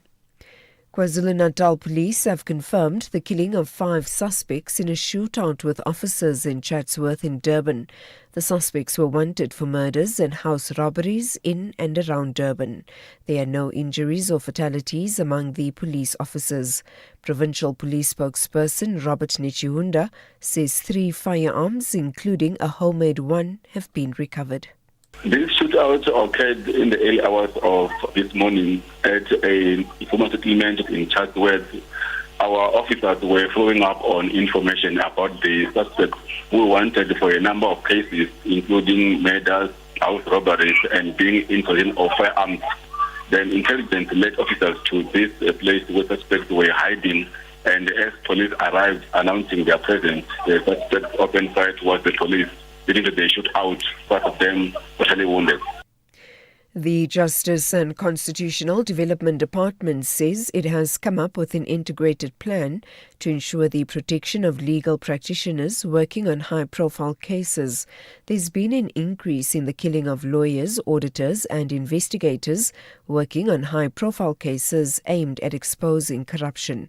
In the most recent incident, insolvency lawyer Bouwer van Niekerk was killed at his office in Johannesburg on Friday. The department spokesperson, Terence Manasseh, says the recent killings have prompted the minister, Mamoloko Kubai, to fast-track the implementation of the plan. It's an integrated security plan, not only for the legal practices, but also for the courts. Currently, what this plan is looking at is the introduction of ICT in court matters, maybe the possibility of conducting proceedings remotely in high-risk incidences, introduction of high-tech CCTV cameras in our premises, and that plan is at an advanced stage, working with various stakeholders in the justice sector to make sure that practitioners, court users, officials are secure in executing their duties. Meanwhile, the department's Deputy Minister Andries Snell is this morning expected to receive a full report on a fatal shooting incident at the Athlone Magistrates Court on the Cape Flats on Friday. The incident took place at the entrance of the court premises. The man subsequently collapsed and died inside the courtyard. The department has confirmed the man was an accused who was scheduled to appear in court on assault charges. A man was shot dead outside the Mitchells Plain Magistrates Court more than a week ago, and another inside the Wynberg Magistrates Court building earlier this year. Gauteng Premier Panyaza Lesufi has strongly condemned the attack on 5 traffic wardens in Ekurhuleni. The wardens came under fire at the Davidton railway station yesterday when they attempted to search 12 people during a routine patrol. The 2 female and 3 male wardens are in hospital where they are being treated for gunshot wounds. The suspects are still at large. Elris Mashaba reports. Premier Lesofie says this act of violence demonstrates utter disregard for the rule of law. Lesofie says they are working closely with the police to ensure that the perpetrators are arrested and face the full might of the law. He added that law enforcement agencies will not be deterred from doing their work in Gauteng. And finally, the family of the late former Zambian President Edgar Lungu will be back in the High Court in Pretoria this morning. The bereaved family will appeal the court's judgment that Lungu's body be repatriated to his home country. Last month, the court found that the Zambian government was entitled to repatriate his body for a state funeral and burial. Sibatle Mota reports. The appeal on the matter follows hot on the heels of yet another setback for the family. This as the Constitutional Court refused the Lungu family direct appeal in the Apex Court. The family has been left with no choice but to return to the Pretoria High Court or continue engagements with the Zambian government in the matter. A joint statement was released on Monday confirming that formal discussions over Lungu's final resting place had commenced. Recapping the top story, KwaZulu-Natal police have confirmed the killing of 5 suspects in a shootout with officers in Chatsworth in Durban. The suspects were wanted for murders and house robberies in and around Durban. For SAFM News, I am Anne Musa. Keeping your family healthy this winter can feel like a daunting task. Try the Lung Shield range. It includes capsules to support healthy lungs and immunity, a syrup for kids that supports the immune system and promotes lung health, and an effervescent with 13 essential ingredients to optimize immune function. Put your family's health first this winter with the Lung Shield range. Available without a prescription at leading pharmacies. Lung Shield, prescribed by doctors, recommended by pharmacists. If you think you cannot afford a lawyer, think again. Clientele Legal has made professional legal services affordable for you. Whether it's a civil, criminal, or labor-related matter, we have a nationwide panel of attorneys standing by to assist you. SMS SAFM to 32195. That's SAFM to 32195 and we'll call you back. Clientele General is a licensed non-life insurer and an authorized FSP. Standard rates and terms and conditions apply. This Heritage Month, SAFM invites you to journey into the past while shaping the future under the theme, Reimagine Our Heritage Institutions for a New Era.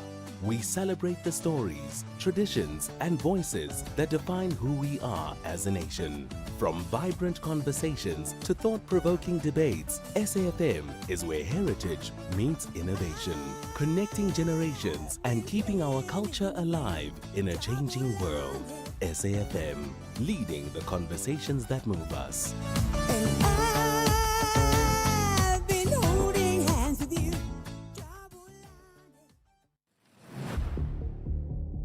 Gender-based violence is destroying lives and tearing communities apart.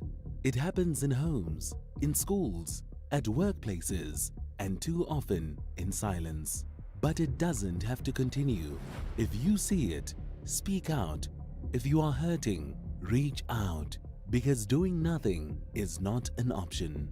Listen to all 19 SABC radio stations from Wednesday, the 23rd of July for hard talk, discussions, advice, dramas, educational shows, and interviews around GBV with experts, survivors, lawmakers, and a whole country affected by gender-based violence. All on your favorite SABC radio station. Call 0800 428 428 to report abuse or get help. GBV, it ends with you. This message is brought to you by the SABC.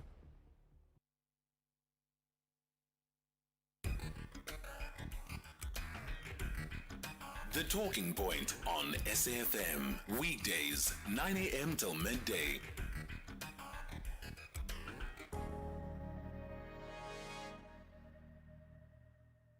The importance of storytelling is to look at those wisdoms and those messages and those gifts that are hidden in there like gold and diamond and bring them out to the fore so that they are recurring, they're just recurring in our lives so that they are not missed.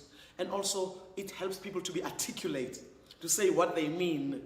Because some people know what they want to say, but because they don't have a language of their own, because we've decided that we're free as South Africans now. We don't want to speak our mother tongues. We want to speak English. We say, it was like, how can I say this?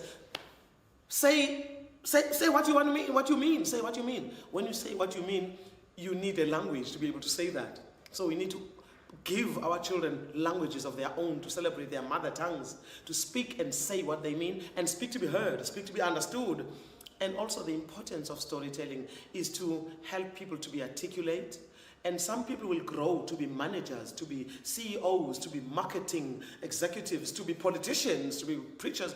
If you don't know how to speak, how to communicate, how are you going to do any of those jobs? You find somebody who's in a leadership position who doesn't know how to communicate their vision to the people they are leading. And then they feel that they don't like me. They're so lazy. They don't know what they're doing. I don't know. I don't like this job. And what? You don't like this job because you are not communicating the message, the vision to the people that you expect to travel the journey with you. So storytelling helps all of that. It's not only for people who are going to grow up to be performers. It's also for people who need to communicate in our country. And for us to reach that day when we say we are really a rainbow nation, we're not there yet. We can brag and say all kinds of things, miracle, what, we are not there yet. For us to reach that day when we can be truly a rainbow nation, we need to communicate first with one another and get to know who is who.